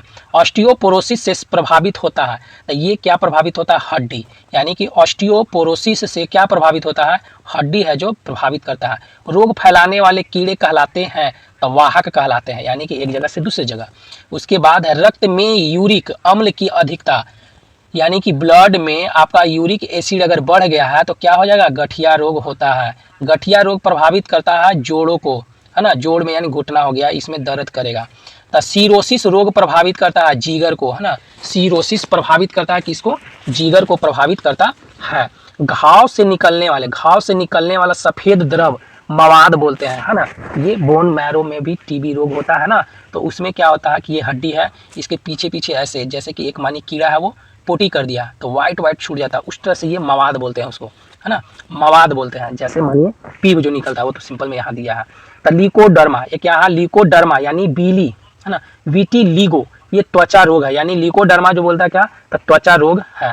कान के पर्दे पर, है ना, कान के पर्दे की जांच के लिए किस उपकरण का प्रयोग किया जाता है, तो कान जो पर्दा, कान में बोलता है ना फट जाता है, चदरा है जो फट गया है ना, तो सुनाई कम देता है, ये कारण होता है। कारण यानी कान के पर्दे की जांच के लिए किस उपकरण का प्रयोग किया जाता है, तो ओटोस्कोप, क्या बोलते हैं, ओटोस्कोप से प्रयोग किया जाए, यानी कि गए डॉक्टर यहाँ कान के पर्दा के जांच कराने, तो कौन सा ये करेगा, तो ऑटोस्कोप लिख देगा, जाइए आप ऑटोस्कोप करके आइए, बोलेगा ऑटोस्कोप, वही उसके बाद जाइए कंप्यूटर बुजुन, वो आपका मशीन रखेगा वहाँ पे, वो चेक कर देगा, फिर उसका रिपोर्ट बनाएगा दे देगा आपको। गुर्दे की पथरी है तो कैल्शियम ऑक्सीलेट होता है, गुर्दे में जो पथरी बनता है कैल्शियम ऑक्सीलेट होता है। चलिए अगला क्वेश्चन पे हम, तो यहाँ देखेंगे हम लोग क्या कि मात्रक देखेंगे और इकाई देखेंगे, यानी यूनिट हम लोग यहाँ पे देखिए स्टार्ट करते हैं हम लोग। तो द्रव हो गया और ऊर्जा हो गया, यानी कि द्रव और ऊर्जा और उसकी परस्पर क्रियाओं के अध्ययन कहलाता है, तो भौतिक विज्ञान कहते हैं इसको। यानी कि द्रव हो गया, ऊर्जा हो गया, उसकी परस्पर क्रियाओं का अध्ययन जो कहलाता है क्या, तो भौतिकी विज्ञान कहते हैं। भौतिकी विज्ञान का पिता किसे कहते हैं, तो आइंस्टीन को हम लोग बोलते हैं। E बराबर mc² ये कौन दिए थे, तो ये जो दिए थे आइंस्टीन ही दिए थे। भौतिक शब्द की उत्पत्ति हुई थी तब फुसिस से, किसे, फुसिस से हुई थी। ग्रीक शब्द में फुसिस का अर्थ होता है प्राकृतिक। देखिए यहाँ पे क्या है कि ग्रीक शब्द में फुसिस का अर्थ होता है प्राकृतिक होता है। वर्तमान में, आगे क्या, वर्तमान में मापन का अंतर्राष्ट्रीय स्तर पर मान्य पद्धति है, एसआई पद्धति ही होता है, यानी स्टैंडर्ड इंटरनेशनल, क्या होगा, स्टैंडर्ड यानी स्टैंडर्ड इंटरनेशनल होता है। एसआई पद्धति स्वीकार किया गया कब, तो 1967 में, जब भारत में यानी बिहार में भोला पासवान इस टाइम यहाँ पे मुख्यमंत्री थे और इस टाइम में अकाल भी आया था। चलिए उसके बाद एसआई पद्धति में मूल मात्रकों की संख्या 7 होती है। एसआई पद्धति में संपूरक मात्रकों की संख्या 2 गो है, एक मूल मात्रक एक व्युत्पन्न मात्रक हो जाएगा, है ना, आगे हम लोग देखेंगे होगा। तो यहाँ पे प्रकाश, है ना, प्रकाश वर्ष मात्रक है किसका, तो दूरी का हो जाएगा। ये एक प्रकाश वर्ष के बराबर होता है, तो हम लोग किलोमीटर देखेंगे और मीटर में देखेंगे। किलोमीटर जब भी रहेगा तो 12 रहेगा और मीटर में रहेगा तो यहाँ पे 15 रहेगा, बाकी सब सेम रहेगा। 9.46 इंटू 10 के पावर 12, अगर यहाँ पे 12 है तो किलोमीटर में है, अगर 15 है तो मीटर में, ये ध्यान में रखिएगा, यहाँ पे कन्फ्यूजन करता है। उसके बाद दूरी मापने, यानी कि दूरी मापने की सबसे बड़ी इकाई को बोलते हैं पारसेक बोला जाता है। एक पारसेक बराबर होता है 3262, देखिए 3262 ऐसे याद रखिएगा, बाकी 3.262 याद ऐसे रखिए, प्रकाश वर्ष होता है, यानी एक पारसेक बराबर 3262 यानी कि 3.262 होता है। चलिए उसके बाद है समुद्री, समुद्री दूरी मापने की इकाई को नॉटिकल बोला जाता है। क्या नॉटिकल बोलते हैं। एक नॉटिकल में होता है 1852 मीटर, यानी 1852 किलो, है ना, यानी 1852 रहेगा, मतलब क्या 1.852 किलोमीटर, 1.852 किलोमीटर होगा, यानी 1852। और उधर कितना था, 3262 था। ठीक है, तो ऐसे करके ध्यान में रखिएगा। चलिए, जल की प्रवाह दर को मापने के लिए क्या करते हैं, तो क्यूसेक हम लोग, था एक क्यूसेक बराबर कितना होता है, तो 28,317। एक क्यूसेक बराबर पूछेगा तो 28,317 मीटर होता है। समतल कोण का मात्रक होता है रेडियन बोलते हैं, समतल कोण का मात्रक को रेडियन कहा जाता है। घन कोण का मात्रक को क्या बोलते हैं, तो अस्टेरेडियन। घन कोण होगा तो अस्टेरेडियन, समतल कोण होगा तो रेडियन होगा। रेखीय वेग का मात्रक होता है मीटर बटा, है ना, मीटर प्रति सेकेंड हो जाएगा, यानी कि मीटर और नीचे में सेकेंड हो जाएगा, रेखीय वेग का हो जाएगा। तो वेग है ना, तो ऊपर में वेग की क्या हो जाएगा, तो ऊपर में मीटर रहेगा, तो मीटर यानी क्या, दूरी का हो जाएगा, और सेकेंड किसका हो जाएगा, टाइम का हो जाएगा। यहाँ पे वेग दिया हुआ है। दो वस्तुओं के बीच के कोणीय दूरी को मापा जाता है, तो सेक्सटेंट से, क्या है, सेक्सटेंट से मापा जाता है। दो कोण यानी कि दो, है ना, दो वस्तुओं के बीच के कोणीय दूरी को क्या बोलते हैं, सेक्सटेंट बोलते हैं। जड़त्व यानी कि जड़त्व आघूर्ण का मात्रा क्या होता है, किलोमीटर स्क्वायर होता है। किलो, है ना, ग्राम मीटर स्क्वायर हो जाएगा। ये ध्यान में रखिएगा, ये क्वेश्चन यहाँ से पूछता ही। तो वायुमंडल में, यहाँ क्या, वायुमंडल में ओजोन परत की मोटाई मापी जाती है, तो डॉप्सन से, किससे, तो डॉप्सन से ओजोन परत। प्रेरकत्व, यहाँ पे क्या है, प्रेरकत्व का मात्रक होता है हेनरी। प्रेरकत्व यानी प्रेरकत्व का मात्रक होता है हेनरी। प्रदीप्ति घनत्व का मात्रक होता है लक्स, उसको क्या बोलते हैं, लक्स बोलते हैं। द्रव्यमान का मात्रक किलोग्राम होता है, द्रव्यमान का किलोग्राम होता है। एक माइक्रोन बराबर होता है, तो एक माइक्रोन बराबर कितना होता है यहाँ पे, तो देखेंगे इसको, तो 0.001, यानी कि एक लिखेंगे अब बटा में 3 जीरो, ऐसे सिंपल याद रखेंगे। अब इसी को भागा दे दीजिए, तो पॉइंट क्या हो जाएगा, 0.001 mm होगा। ठीक है, तो चलिए उसके बाद आगे देखते हैं। पॉइंट यानी कि इतना mm बराबर होता है 10 के पावर 6 मीटर। 10 के पावर क्या होगा, 6 मीटर। यहाँ mm में था, क्या मिलीमीटर में था, और यहाँ पे क्या में आ गया, मीटर में। तो मीटर में जब भी होगा तो यहाँ क्या हो जाएगा, 10 के पावर 6। एक नैनोमीटर बराबर होता है 10 के पावर -9 मीटर होता है। फर्मी, है ना, फर्मी मीटर है लंबाई की न्यूनतम इकाई है, यानी लंबाई की न्यूनतम इकाई को क्या बोलते हैं, फर्मी मीटर कहते हैं। ज्योति फ्लक्स का मात्रक होता है ल्यू, है ना, ल्यूमेन। ज्योति फ्लक्स का मात्रक को क्या बोलते हैं, ल्यूमेन कहा जाता है। ज्योति तीव्रता का मात्रक होता है कैंडिला, है ना, ज्योति तीव्रता का मात्रक जो होता है कैंडिला होता है। एक पिकोग्राम बराबर होता है 10 के पावर 12। ठीक है, एक पिकोग्राम बराबर होता है 10 के पावर 12 ग्राम होता है। एक फेम्टो बराबर होता है 10 के पावर 15 होता है।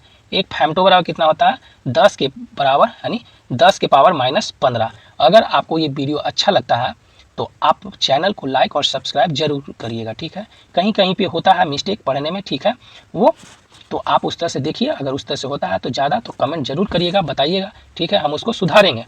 चलिए, अब के लिए इस चैनल को लाइक और सब्सक्राइब जरूर करिएगा। थैंक यू, धन्यवाद।